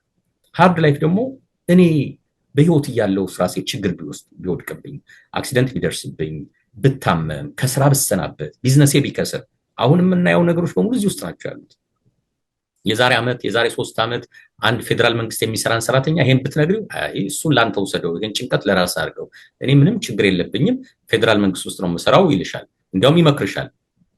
አንተ ለሌላ ቦታ ተቀጥረ ከምትሰራው እኮ ፌደራል መንግስት ብትሰራ ዋስትና አለ፣ የእድሜ ልክ የስራ ዋስትና። አሁን አየነው ውጤቱ። የስራ ዋስትና የሚባል የለም። ቢዝነሶችም ሪሴሽን ውስጥ ከገባን ቢዝነሶችም ይጎዳሉ ማለት ነው። ባለፈው አይተናል። የሬስቶራንት ቢዝነስ ባለፈው ወር 1.5% ቀንሷል። አንዳንድ የአበሻ ሬስቶራንት ኦነሮች ካሁን ኮምፕሌን እያደረጉ ነው፣ ቢዝነስ ቀነሰብን እያሉ ማለት ነው። ቢዝነሱ ሰው ሊከስር ይችላል፣ ከስራ ሊሰናበት ይችላል፣ አክሲደንት ደርሶብን ልንተኛ እንችላለን። ምንድነው መፍትሄያችን ሲባል በጣም ብዙ መፍትሄዎች አሉ፣ ግን መዘጋጀት አለብን። ለቤተሰቤ ሄልዝ ኢንሹራንስ አለኝ ወይ? ለቤተሰቤ ዲሴቢሊቲ ኢንሹራንስ አለኝ ወይ? ሾርት ተርም ዲሴቢሊቲ ይባላል። እስከ 2 ዓመት ስራ ባትሰሪ የወር ደሞዝሽን እስከ 60% ድረስ ይሰጡሻል እነሱ፣ የዲሴቢሊቲ ቤኔፊት ማለት ነው። ከ2 ዓመት በላይም ከቆየ ሎንግ ተርም ዲሴቢሊቲ የሚባል ካለሽ ይሰጡሻል። ያለ ሄልዝ ኢንሹራንስ አሜሪካ ውስጥ መኖር በጣም ከባድ ነው። ብታመም ማን ነው መፍትሄው? መቼም ሰውን አሳትኩኝ ማለት ከባድ ነው በዚያ። ራሳችን ነው መዘጋጀት ያለብን ማለት ነው። ከስራ ብትሰናበቺ ቢያንስ ለ3 ወር ለቤት ኪራይ፣ ለሞርጌጅ፣ ለልጆች ምግብ የምትሆን ገንዘብ አስቀምጠን መጠበቅ አለብን። ኢመርጀንሲ ፈንድ ይባላል። አሁን ስለ ኢመርጀንሲ ፈንድ ሰምቼ አላውቅም የሚለኛ ሰው ካለ የሆነ ችግር አለበት። ኤቭሪ ፋይናንስ ባለሙያ ይሄን ነው የሚያስተምረው፣ ኢመርጀንሲ ፈንድ። አሁን ችግሩ ምንድነው? ብዙ ሰራተኛ በአንዴ ከስራ ሲቀነስ ለ3 ወር የተዘጋጀ ሰው በ3 ወር ስራ ላይ ያገኝ ይችላል። ስለዚህ እሷን ማስፋት አለብን ማለት ነው። በዚህ ኤሪያ ላይ ሃርድ ላይፍ የሚባለው በህይወቴ ሳይመጣ ምንድነው መዘጋጀት የምችለው? ሶስተኛው ሪታየርመንት ሎንግ ላይፍ ይባላል። እግዚአብሔር ፈቅዶ ደግሞ እድሜ ሽምግልና ውስጥ ብገባ 2 ቻሌንጆች ይጠብቁኛል። አንደኛ አክቲቭ የሆነ ኢንካም አይኖረኝም በ80 ዓመት በ90 ዓመት። ሁለተኛ የሄልዝ ጉዳዮች እያሽቆለቆሉ ይሄዳሉ፣ የጤና ጉዳዮች። በቀን 10,000 ሰው 65ኛ የልደት በዓሉን እያከበረ ነው አሜሪካ። የሽማግሌዎች ሀገር እየሆነች ነው። እነዚህ ሰዎች ደግሞ ብዙ አይነት ህክምና ጣጣ ውስጥ ይገባሉ። ሜዲኬር ይሄን ስለሚፈራ የጆሮ ህክምና አልሸፍንም ብሏል። የአይን ህክምና አንድ ብቻ ነው መነጽር ማዘው ብሏል። ዊልቸር የሚያስፈልገውን 20% ብቻ ነው መሸፈነው ብሏል። የሆስፒታል እስከ 20 ቀን ነው ምናምን ድረስ ነፃ ነው። ከ20 ቀን እስከ 60 ቀን 150 ብር መሰለኝ በወር የሚከፈለው። ከ60 እስከ 100 ቀን ከሆነ 400 ምናምን ብር በቀን መሸፈን አለበት በሽተኛው። ያቸው 200 በየቀኑ ኮንትሪቢዩት የሚያደርገው ማለት ነው በሽተኛው። በ80 ዓመቴ ከየት ነው የማመጣው በየቀኑ 400 ብር ለሆስፒታል ኮንትሪቢዩት የማደርገው? ካሁኑ ካልተዘጋጀንበት በቃ ሃርድ ላይ ይሄ ሎንግ ላይፍ የሚባለው ደግሞ በረጅም ጊዜ ሂደት ወደ ሽምግልና ስንገባ እንደ ኮምፎርታብል የሆነ ህይወት እንድንኖር ካሁኑ መዘጋጀት አለብን። የስሞል ቢዝነስ ያላቸው ሰዎች፣ ኡበር፣ ሊፍት የሚሰሩ ሰዎች መስሪያ ቤቱ ስለማያዘጋጅላቸው ለራሳቸው ፕላን ቢያደርጉ ጥሩ ነው። የመጨረሻዋ የሚገርመው ባለፈው ሳምንት ማንስተን ነበር። በጣም ብዙ ነው የደወለልኝ አንቺን ፕሮግራም ሰምተው። አፍተር ላይፍ ይባላል። እንደዚህ ደክመን ተፍጨርጭረን 3-4 ስራ ሰርተን ያፈራነው ንብረት ደግሞ እኛ በህይወት በማንኖርበት ጊዜ ማንም የሚወስደው ነው። ተዘጋጅተንበታል ወይ? ዶክመንት አስቀምጠናል ወይ? ልጆቻችን ማንም የሚያሳድግልን እኛ በህይወት በማንኖርበት ጊዜ? አብዛኛው የኛ ሀገር ሰው የሚያስበው ልክ በኢትዮጵያ አመለካከት አይ ልጄ እኔ የሆነ ነገር በሆን አክስቷለች፣ አጎቷ አለ። አሜሪካ እንደዛ የሚባል ነገር የለም። የካናዳን እርግጠኛ አይደለሁም። ዶክመንት ካልተቀመጠ በቀር ካውንቲው ወስዶ ፎስተር ማም እና ፎስተር ዳድ የሚባሉ ሰዎች አሉ ተመዝግበው የሚጠብቁ። ምክንያቱም ገንዘብ አለው፣ ካውንቲው በጀት አለው። እነዚህ የሟች ልጆች ናቸው አሳድጉ ተብለው ተመዝግበው ለሚጠብቁ ሰዎች ፎስተር ማም ፎስተር ዳድ ይባላሉ፣ ይሰጣቸዋል። ባለፈው አንድ ነን ፕሮፊት ለሚከፍት ግለሰብ ሪሰርች እየሰራሁለት ከዋሽንግተን ዲሲ 67% የሚሆኑ ሆምለሶች የመጡት ከፎስተር ኬር ነው። ማለት ወላጆቻቸው ሞተዋል፣ የሆነ ሰው ያሳድግልን ብለው በጽሁፍ አላስቀመጡም። ስለዚህ ካውንቲ ይወስዳቸውና ለፎስተር ማምና ዳድ አሳድጉ ብሎ ይሰጣቸዋል።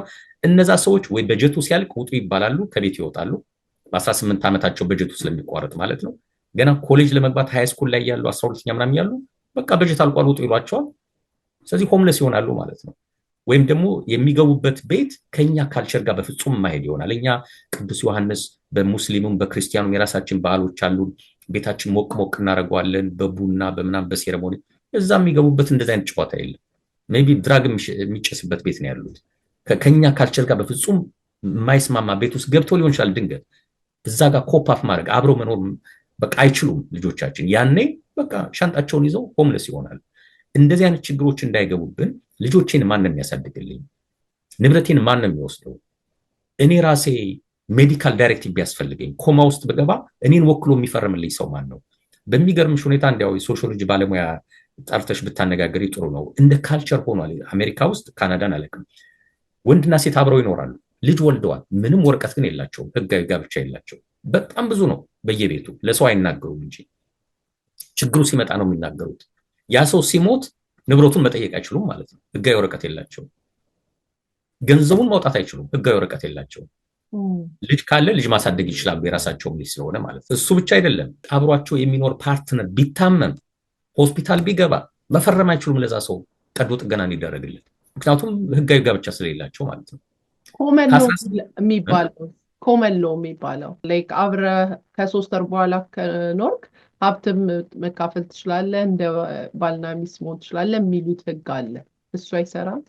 ይሄኛው ሜዲካል ዳይሬክቲቭ ነው። ለሜዲካል ዳይሬክቲቭ ሆስፒታል ሄደሽ ለመፈረም እሱ ቀዶ ጥገና እንዲደረግለት ፈቅዳለሁ ብለሽ ለመፈረም፣ ለምሳሌ 2 ሰዎች አብረው ነው የሚኖሩት። ወንዱ ታመመ፣ አክሲደንት ደረሰበት፣ ሆስፒታል ገባ፣ ከባድ ሰርጀሪ ያስፈልገዋል። ማን ነው የሚፈርምለት ነው? እሷ ሄዳ እኔ ልፈርም ብትል አንቺ ማንሽ ትባላለች። ምንም ህጋዊ ጋብቻ ውል የላትም። ስለዚህ መፈረም አትችልም በብዙ ስቴቶች።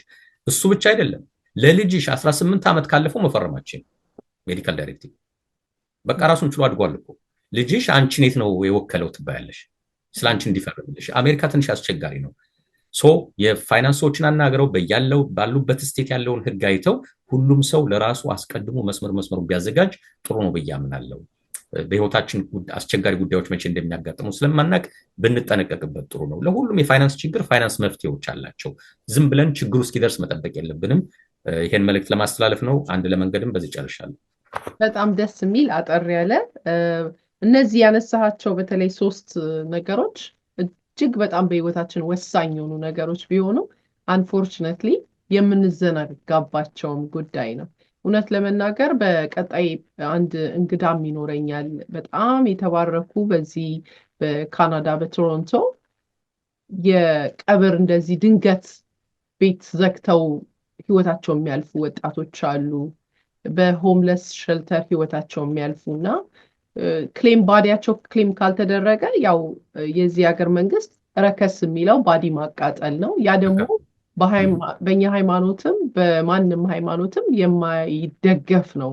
እኔ እስከማውቀው ድረስ በባህላችንም ያንን ያሳዝናል። ከሞቱ የበለጠ አንድ እናት ልጅሽ ሞተ ከዛ ቀብሩን እስቲ እንዴት ነበረ ስትል አይ መንግስት አቃጥሎታል ሲባል ሁለተኛ ሀዘን ነው ለሀገራችንም ለሚሰማው ቤተሰብና እንዳልከው ቆመንም አስቸጋሪ ስንሞትም ለሰው አስቸጋሪ መሆን እውነት ይሄ ተቀባይነት የለውም እና አዲስ የመጣ ነገር አለ። እኔ ከሞት መንግስት የትም ይውሰደኝ የትም አይባልም እና አስቡበት። በጣም ትክክል ነገር ነው ያነሳኸው። በሰፊውም ሊነገር የሚገባ ነው። በዚህ ዙሪያ ላይ የሚሳተፉ የችግሩ ቀማሽ የሆኑ በኮሚኒቲው ላይ ዞሮ ባዲ ክሌም አድርጉ ይሄን ሰው ታውቁታላችሁ ብሎ የሚመጣው እና ብዙ ሰው እንዴት ሰፈር እንደሚያደርግ ስንመለከት እናስብበታለን ብዬ ነው የማስበው እና ቀላል ኢንሹራንስ በመግባት ያመኑበት እንደው እድር እንኳን የሌላቸው ሰዎች ናቸውና እንደዛ ብናደርግ መልካም ነው የምለው። እንዳልከው ሰው ተሰባሪ ነው፣ ህመምም ይመጣል። ሁላችንም ነገ ዛሬ እያልን እንዘናጋለን እና ባንዘናጋ ለጡረታ ራሱ ለመቆጠብ እድሜ ያለን ነው የሚመስለን። ሳናቀው በጣም በከባድ ሁኔታ ነው ላጥ የሚለው ጊዜውና አንተ ልክ እንደ ሪማይንደራችን ነህ። ለዛም ላመሰግን ፈልጋለሁ። እኔንም ጨምሮ ሁላችንም ደግሞ ነቃ ብለን የነቃ ማህበረሰብ መሀል ስላለን ሲስተሙ የነቃ ስለሆነ ካንቀላፋን ዋጋ ያስከፍለናል ብዬ ነው የማስበው እና አመሰግናለሁ። ጥሩ። እንዲያውም በአንድ ምሳሌ ልጨርሳት፣ አንቺም እንደዚህ ስላነሳሽልኝ። ሰውየው የተወለደበትን ሀገር መናገር አያስፈልገኝም፣ ግን ኢትዮጵያ ነው። ገጠር እናት አሉት፣ እዚህ ሀገር ይኖራል። ጥሩ ስራ ነው የሚሰራው፣ ሀብት አለው፣ ቤት አለው፣ ጥሩ ስራ አለው። ትዳርና ልጆች የሉትም እና ስራ ቦታ ይቀርባቸዋል። ለ3 ቀን ሲቀርባቸው ቢደውሉ ያጣሉ፣ አይመልስም።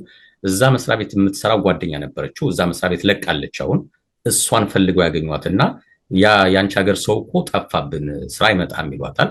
ቤቱን ታውቃለች። ስለዚህ ቤቱ በምትሄድበት ጊዜ በር አይከፈትም። ያው 911 ተደወለ። ፖሊሶች ሲገቡ ኦልሞስት 3 ቀን ሆኖታል ከሞተ ማለት ነው። ቤት ውስጥ ነው ያለው፣ ብቻውን ነው የሚኖረው። ኢማጂን በአሜሪካ ሕግ አንድ ሰው ዶክመንት ከሌለው ንብረቴን እንትና ይውሰድ ብሎ ዶክመንት ከሌለው ወራሽ ነን ብሎ የሚገምቱ ሰዎች ወይም የሚያምኑ ሰዎች ጠበቃ ይዘው በአንድ ወር ውስጥ ፕሮቤት ኮርት የሚባል የሲቪል ኮርት አለ፣ ይሄ ንብረት የሚተላለፍበት፣ እዛ ሄደው አፕላይ ማድረግ አለባቸው። አሁን የሚቀበርበት ገንዘብ ራሱ እንዴት ነው የሚገኘው? ምክንያቱም ባንክ አካውንቱ ማንም ሰው መንካት አይችልም። ለስቴቱ ነው የሚተላለፈው ገንዘቡ፣ ባንኩ ላይ ያለው ገንዘብ።